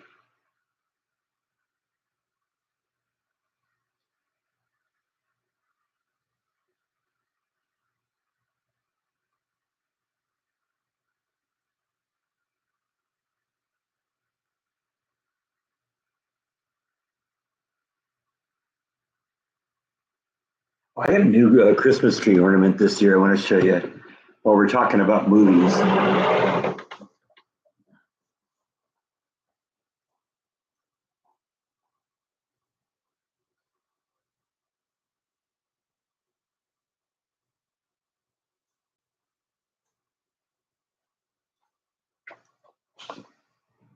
As you probably know, most of the ornaments on my Christmas tree every year are ornaments of the ships from mostly Star Trek movies, but I also got like some Star Wars. I got like the Millennium Falcon and an X-wing fighter and stuff like that. But I was in, they were all made by Hallmark, and there's a Hallmark store in the local mall here, and they had this year's Christmas tree ornaments out there, and there were two of them I got. One of them is kind of an obscure enterprise from the TV set from one of the TV series. But I saw this one, and I had to get this thing. This thing, you remember? You know what this is? Anyone tell me what that is?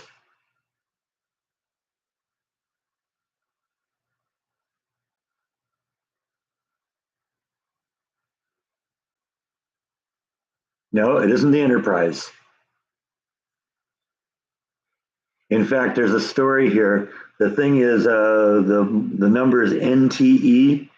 NTE is supposed to mean not the Enterprise. No, it's not a Klingon vessel.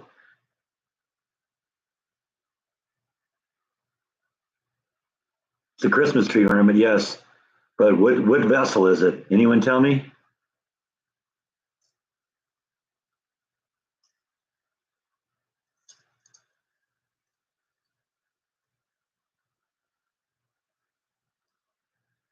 No, it's not even attached to Fedra. It's not even attached to Star Trek. It's not a Star Trek vessel. It's from a classic movie.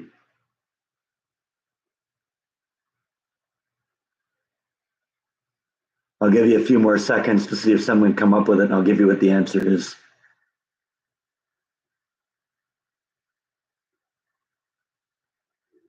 Not Star Wars. It's not a space station. No, it's a ship.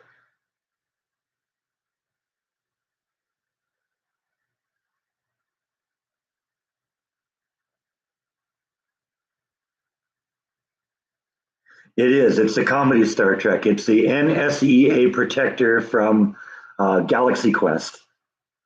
And I saw that. I was like, oh man, that's got to be on my Christmas tree. So yeah, it's the Galaxy Quest ship. So yeah, pick that one up. And like I said, I got like the Enterprise C. They had that one too. I didn't even know they were doing that. That was something that my dad and I got into a long time ago because the first year they put those out, we each got one. The first year they put it out, and I think the first year it came out, I think it was a talking. Uh, it wasn't the board vessel. I think it was the shuttlecraft, and you pushed a button on it, and Spock talked. And every year after that, my dad would get two of them, and I'd get one. He'd give me one, he'd keep one for himself. And for the most part, I've kept them in the box for all these years, so they're probably worth some bank. Uh, but when I started putting the tree up here, I put them all over the place. So the tree is covered with Star Trek and Star Wars vessels. But like I said, the protector had to go on there. So yeah, that's a proud new addition. I'm gonna have to remember to go back there next year because every year they seem to do something different. Because see these vessels that I got, they're only available this year. You can't go back and get some of the ones that I have up there. The original Enterprise D, the Enterprise D version that they had with the third nacelle on the top. So I'm gonna have to keep a closer eye on that. Like I said, I don't really go into Hallmark gift shops very often, but I saw they had the ornaments there, and so I decided to check it out.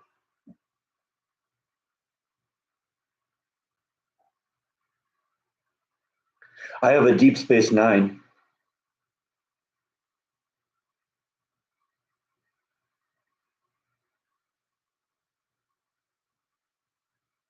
Or are you talking about the station that is destroyed in Galaxy Quest? Because that was like in the middle of an asteroid, wasn't it? They cut on an asteroid. Wasn't that the situation? Or no, they built onto the side of an asteroid or something? I don't know. Maybe I might have been something I missed. But I mean, the fact that they got the ship, the first thing you'd want to have would be the ship anyway. So maybe that would be something that might come out in the future.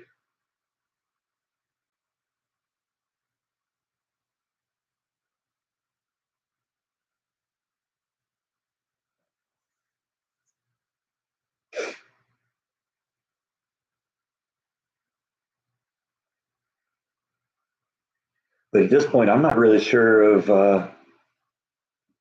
what would be next, because I mean, I got all the ships from the shows I like. I guess I don't have an NX-01 class Enterprise. That would be maybe some, and that might have been something I missed.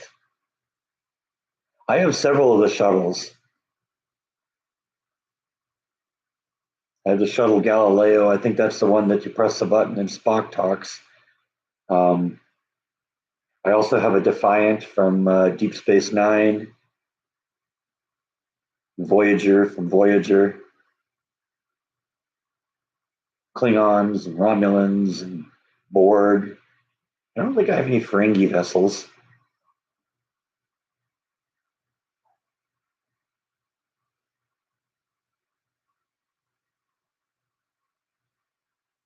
No, they do have Disney ones. I had to thumb through a whole bunch of Disney ones to find the Star Trek and Star Galaxy Quest ones. But fortunately, what they do is they take one of each of them out of the box and then they hang them up so you can see, and then you just have to find the boxed ones. I do have an X-wing fighter. No, I think mine's a Y-wing fighter. I don't think I have an X-wing fighter.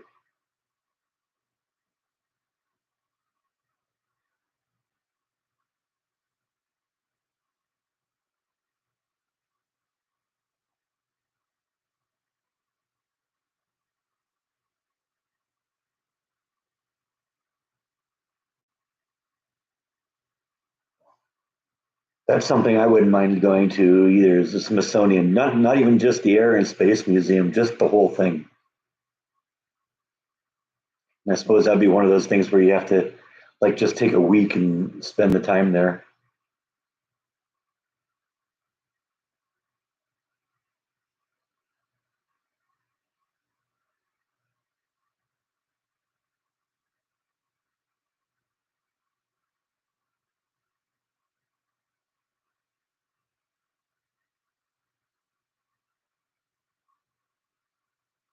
Kirk in the command chair. Is that like an ornament? because I have something. I think I have a Star Trek one too that's like more of a diorama than an actual ship. Let me get that. Hang on.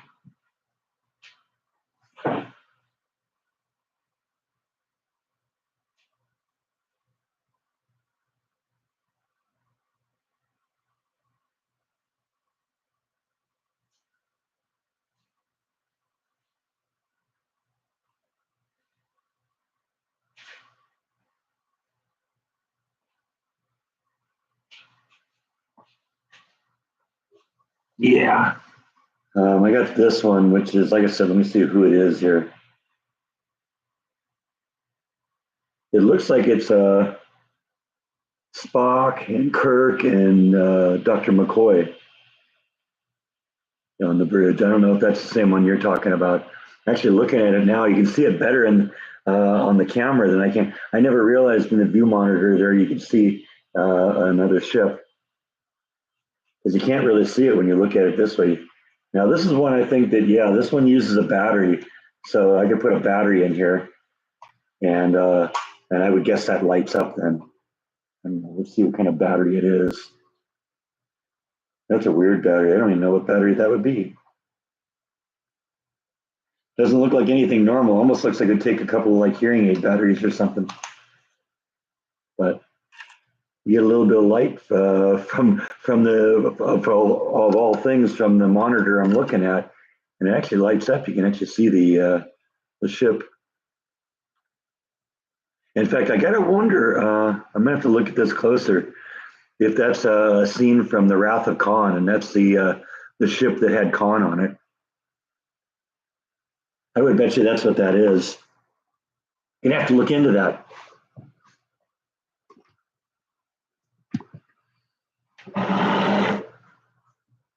Okay, yeah, yeah, you saw that too. Oops, here, just did something funny to the screen. Yeah, that's like one of the most embarrassing moments too, for my opinion, for Kirk, is that Khan moment. It's almost painful to watch. Oh, there's another blast of wind here.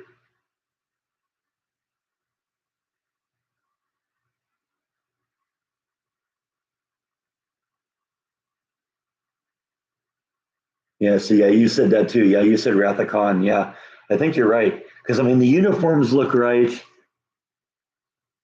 Because it's definitely like movie era uniforms.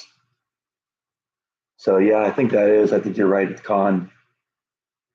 That's the best of the Star Trek movies, the original Star Trek movies.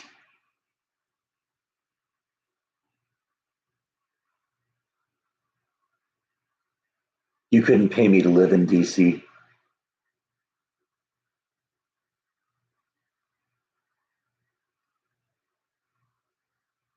Yeah, I know, but Star Trek's going to win, Darth, because there's way more Star Trek vessels. Because I mean, what is in terms of the vessels? I have the Y wing, and I don't know. Oh, I got a Millennium Falcon. How do you think that's going to hold up to the Defiant or the Borg or the Romulans?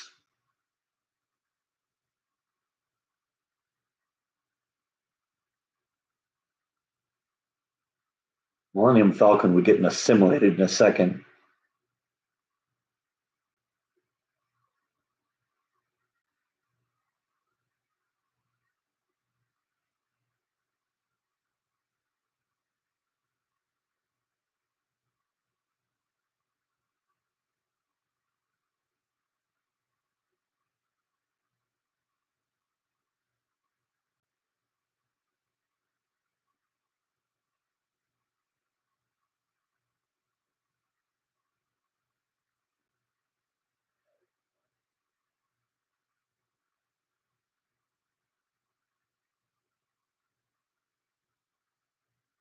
Yeah, we're getting it right now. It's already starting to cool off a little,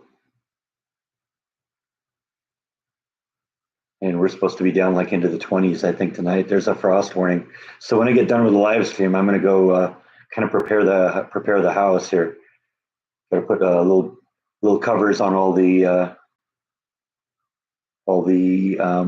water faucets so they don't freeze. We're going to move Flash into the garage tonight.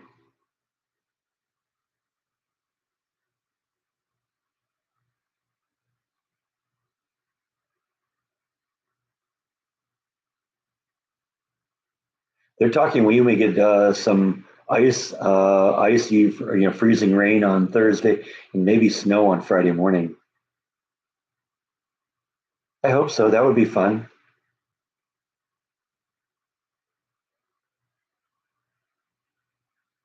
Yeah, it's always I like the extremes in the weather, and on the low end of the extremes, it doesn't get as bad as it does like in Minnesota or Wisconsin or Michigan or something like that, where you get 6 feet of snow and be frozen in for 2 months.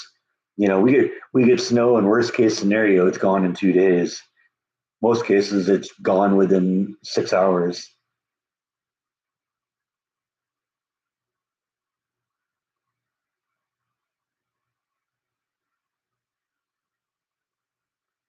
Yeah, it would have been fun to have a white Christmas here. It was very warm on Christmas night.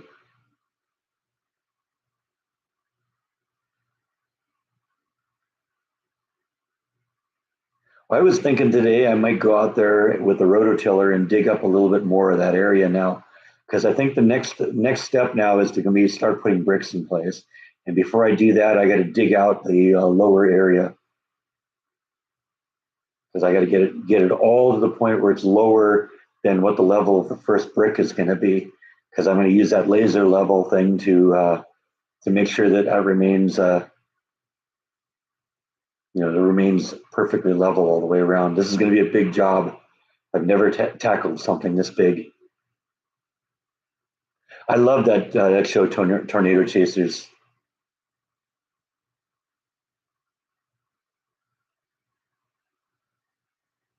Yeah, I used to watch that all the time.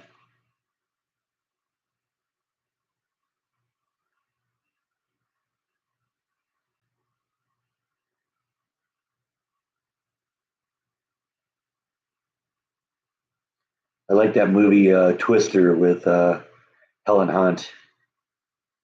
That's a good movie. They remade that recently, and I mean, I've heard a lot of people say it's really great, but it's a remake. Come on, doesn't Hollywood have any new ideas?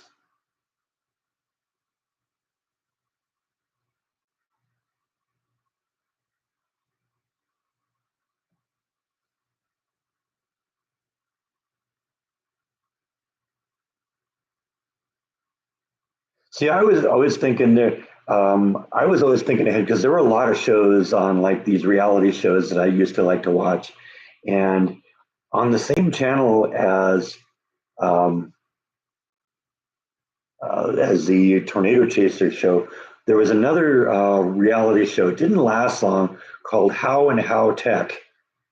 It was about a couple of twin brothers who built really high end, like military style vehicles that were really, really, designed to hold up to the elements and do specific, really high end, high power, high speed tasks.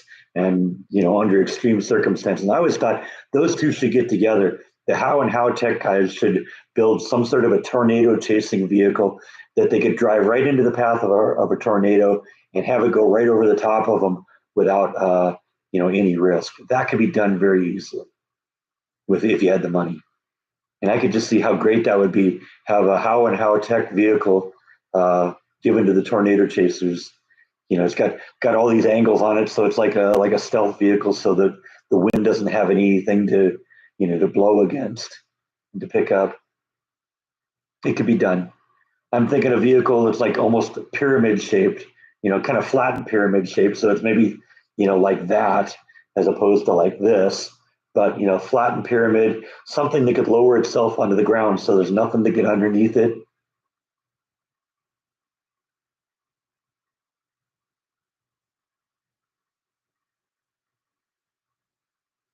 I think there's got to be a lot of adrenaline coming from chasing tornadoes. I think I would get a kick out of doing that. I would love to ride along with something like that once.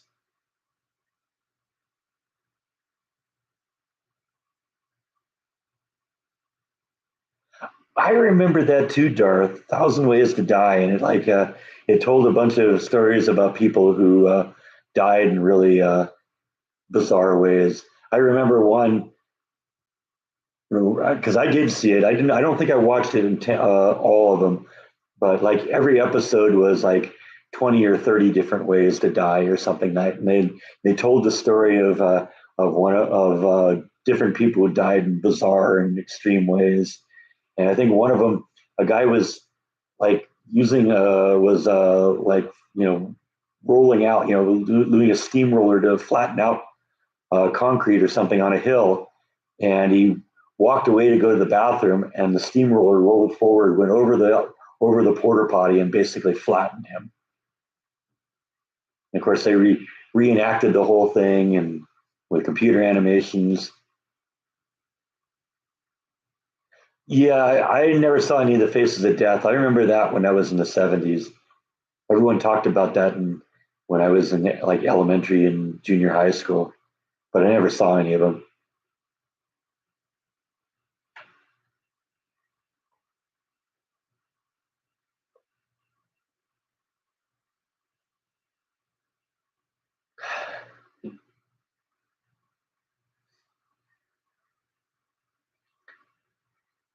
Yeah, if they'd let me get into the car and vlog them chasing tornadoes, I would definitely do that.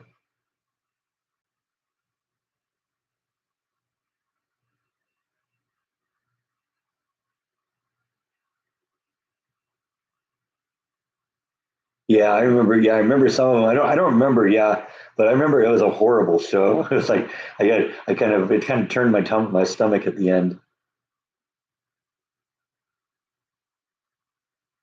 I mean, it wasn't as gruesome as like Faces of Death was, because Faces of Death was actually video of people dying. It was more telling the story.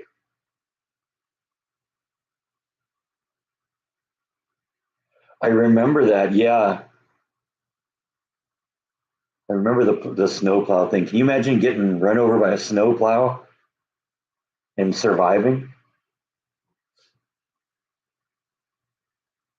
And Anton Yelchin, the guy who played uh, uh, Chekhov in the Star Trek remake, he died when the brakes on his car failed and the car rolled forward and crunched him against the wall.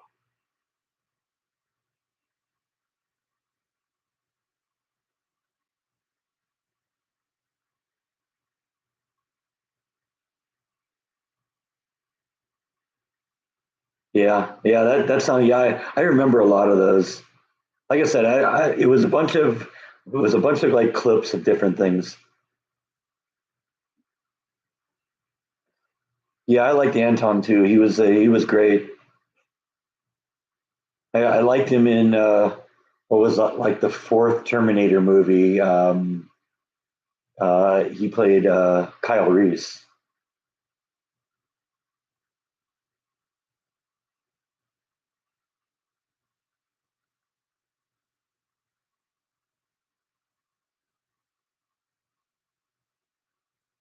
It'd be interesting. You know where he's buried? Yeah, I think that's what it is. It's Terminator Salvation. You're right, because it's a story about a convicted killer who is being sentenced to death, and he signs uh, he signs a waiver allowing his body to be donated to science for to Cyberdyne Systems, and they're creating a new human appearing, Terminator, and he later becomes that. But he doesn't know he's a Terminator. He thinks he's a human, and basically gets his salvation. He's at Hollywood Forever. Okay, I've been there a few times. Hollywood, because Jordan and I went there a bunch of times. Hollywood Forever is a great cemetery. A lot of famous people there. In fact, I think I got a bunch of pictures from. Let's run through here if you want to.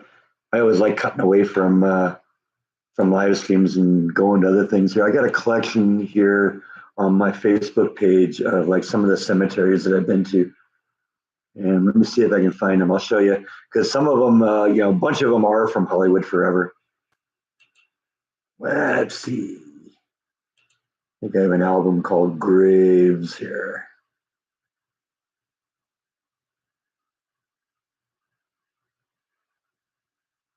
There it is.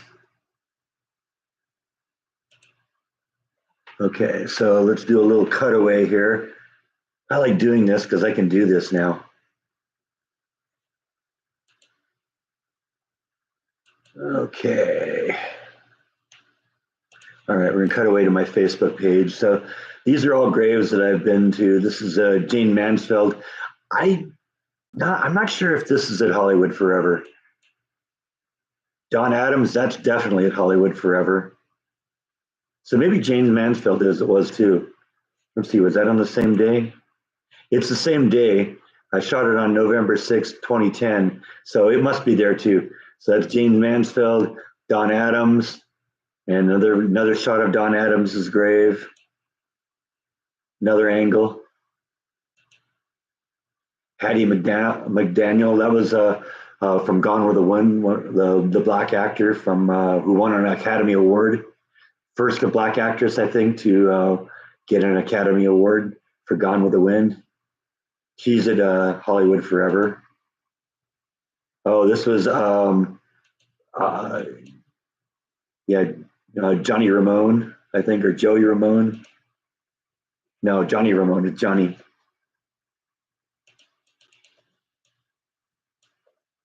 So that's there. Fay Wray, of course, from the King Kong movies. And Dee Dee Ramone. Cecil B. DeMille. Yeah, see, this is all the same day we went there. Mel Blanc.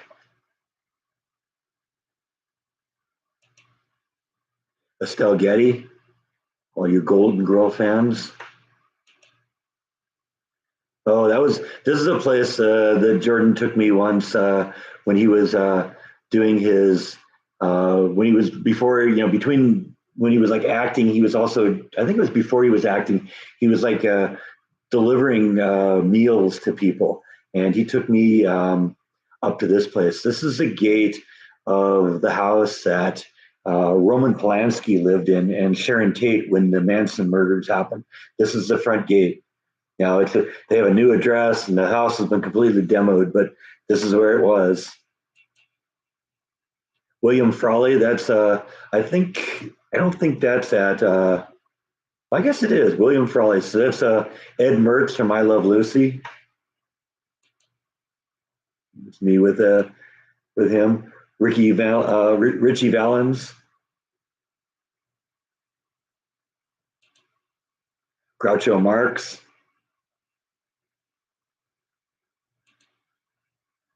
Lenny Bruce. Bela Lugosi. Yeah, it's funny. Bela Lugosi and Sharon Tate are in the same grave, or in the same cemetery. So I love how someone put kiss the marker. The great Bela Lugosi. John Leslie Coogan. That was Uncle Fester from the Addams Family. And Sharon Tate and her baby. Paul Richard Polanski. Yeah, like I said, that was in the same. They're in the same cemetery. There's Jerome Howard, Curly from the Three Stooges. So somebody wrote yuck yuck yuck on there. That's a great one. There's me with Curly again, wearing my Return of the Living Dead shirt. John Wayne. Jordan did a vlog on this one. I just since I went along with him, I love getting pictures of famous graves.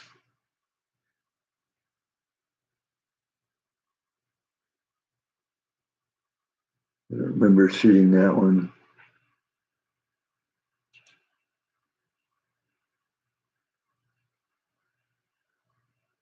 I gotta remember. Yeah, he's kind of a. I gotta remember who he is, but yeah, he's somebody. He's a musician. There's me at John Wayne's grave again.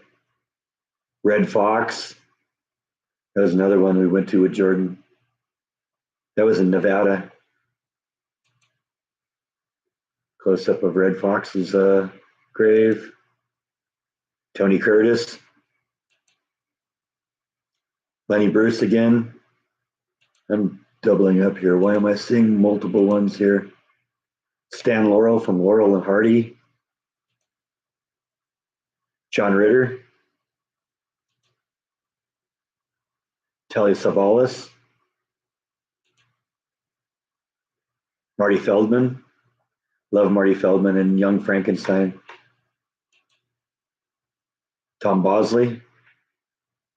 Dad from Happy Days. David Carradine. Buddy Holly. We did that. Jordan wanted to come to that one. That was one that we went to when we were on the way to Texas. Jordan had to stop in Lubbock, Texas to see Buddy. Billy the Kid. And that's it. So, yeah, there you go.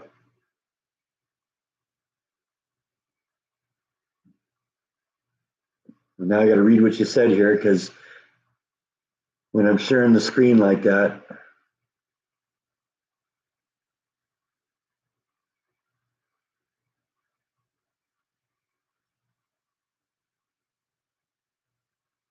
yeah, it's got to be horrible to lose a son like that, Darth. Got to kind of rip you apart.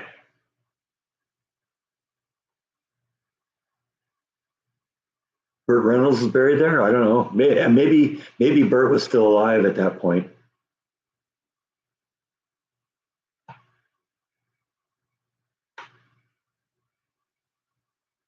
Actually, got into the tomb or just got into the cemetery.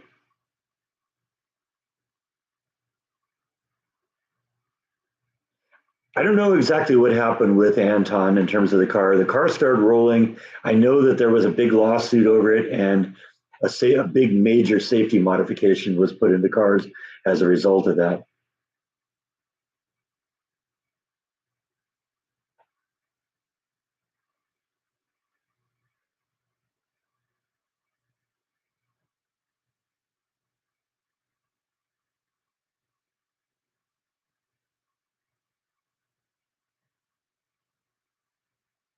I like doing it. I like looking around cemeteries too. Honestly haven't done a cemetery vlog in a while. Just primarily, I think because all the ones in the area that I've that are here I've been to.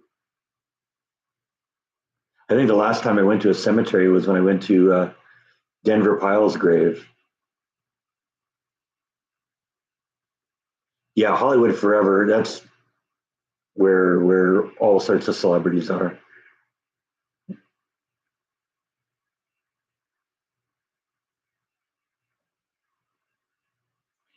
Jordan took a couple of them, but I took most of them. The ones that I'm in, Jordan took.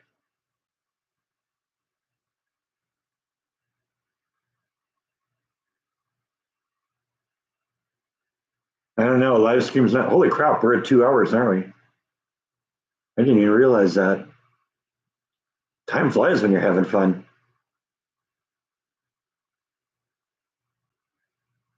You know what's the weirdest thing I ever did at Hollywood Forever Cemetery? We went out there one night at midnight, and it was something held up by done by the city of Hollywood, where they actually played the movie Night of the Living Dead, and they projected it onto the walls of one of the mausoleums. Apparently, that wasn't uncommon to do out there. They do that kind of stuff, and yeah, that was amazing. sitting out in the cemetery at night watching Night of the Living Dead. The problem with a night cemetery vlog would be lights, and a lot of times, at least the big cemeteries, they lock their doors at night.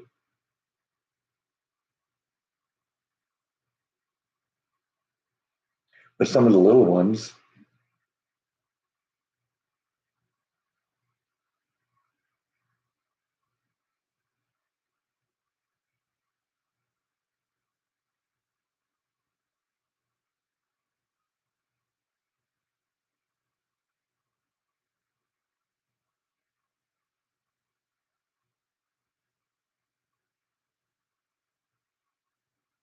yeah, I don't doubt that Scott Michaels would go to some of those.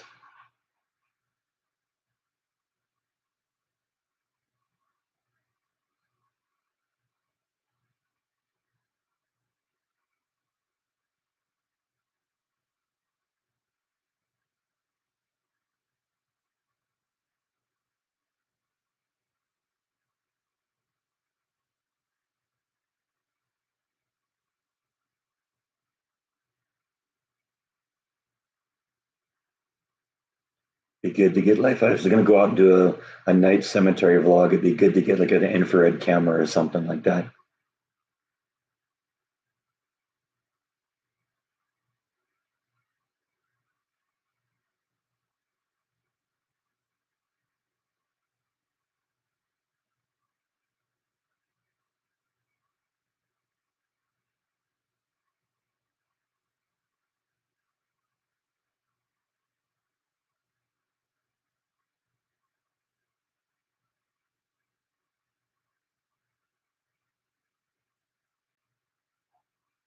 No, I don't think I saw the Bob Dylan movie.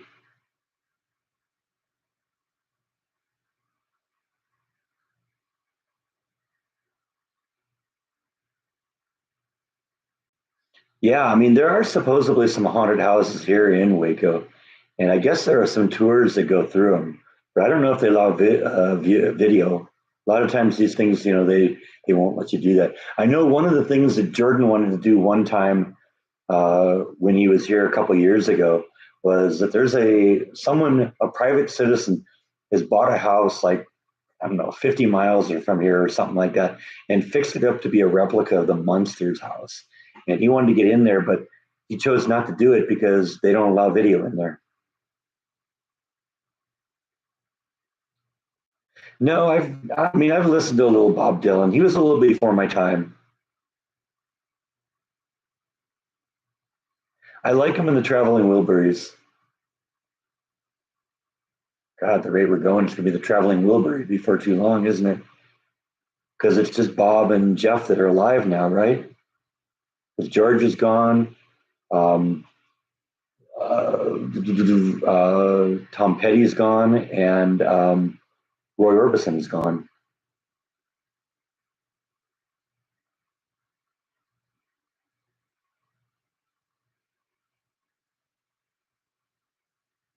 Yeah, I know. Sometimes, certain singers, their voice though does actually work for for the type of music. And I had Willie Nelson's in mind when I I was thinking about that. So it's funny you mentioned Willie Nelson. I'm wondering if Willie Nelson's on his last days too. Yeah, that's Jeff Lynne because I guess he just released an album called The Last Leaf. It kind of makes it sound like maybe this is the last album he's going to do.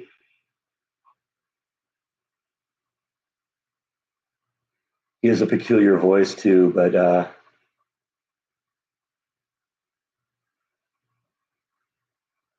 it works with his music. Yeah, I love ELO.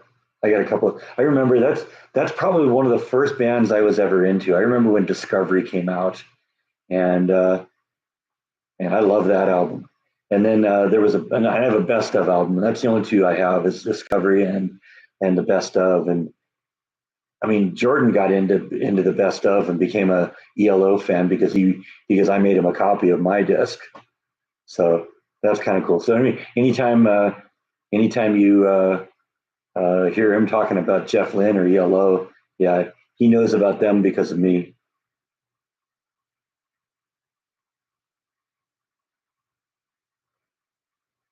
That may be true about Willie.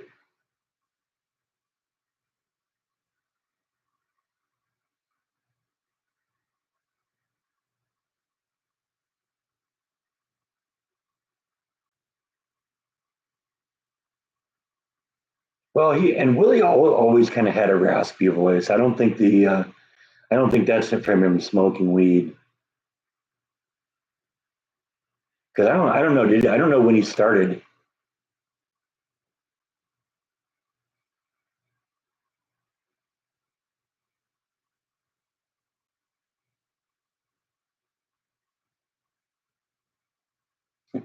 This is true.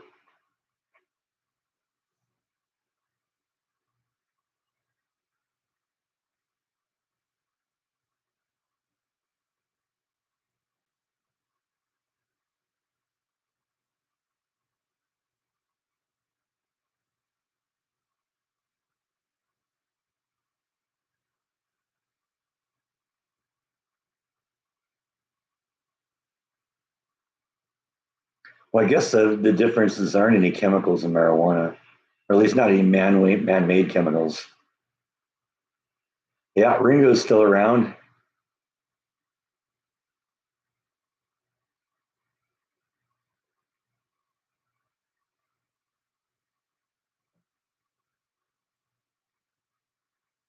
Most definitely an underrated drummer. It seems really simple when you listen to the music, but it's perfect for the music. Ringo was a great drummer.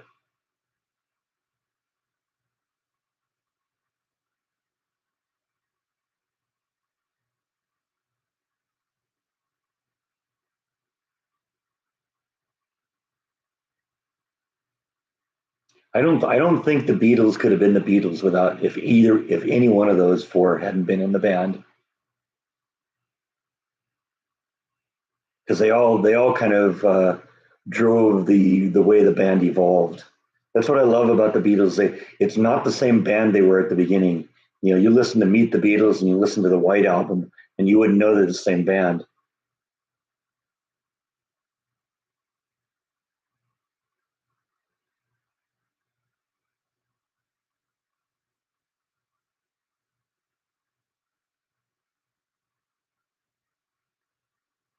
Well, it's good when your talent doesn't go to your head. That keeps you more grounded, I think.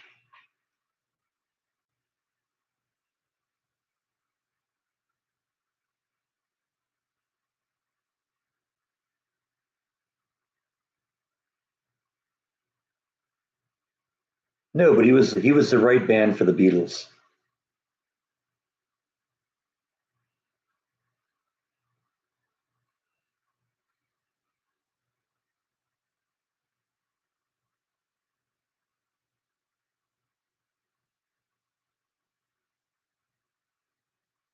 Yeah, it was definitely Paul and John's band, and I think that's ultimately what drove the band apart was the clash of egos, especially when Yoko got into the mix.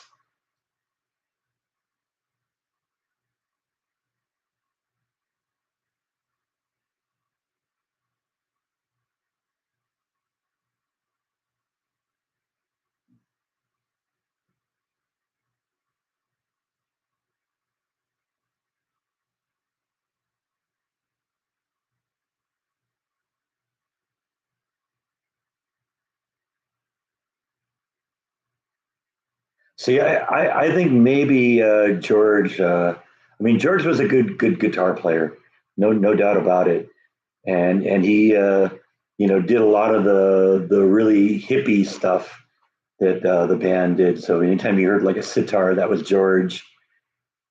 Some of the weird backwards masking, that was George.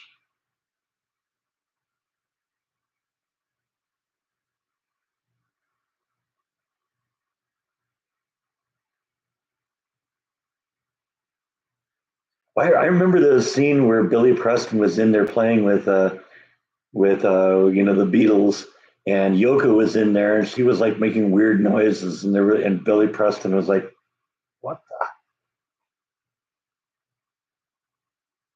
It's just a classic picture. I actually think it was video I saw of that. Because the camera pans to Yoko and she's like making her weird sounds, and then it pans over to Billy and he's got like this weird what the look on his face. I don't know. Was it even wailing? I don't think so. It was some weird animal noises or something. She was like whoa, whoa, or something like that. I don't know. She was doing something weird like that. I didn't get her at all. Yeah, if you say so.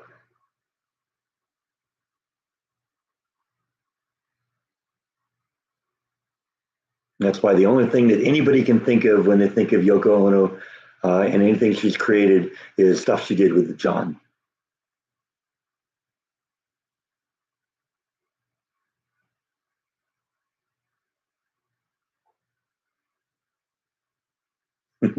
Yeah, right. Should have had a cat do the backing.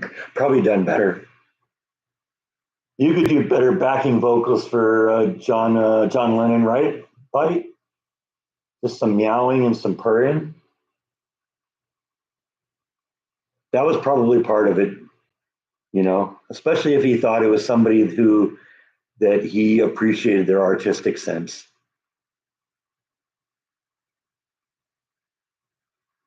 Now he's in the other end of the room now, so no treats if you're just going to peer around the corner at us.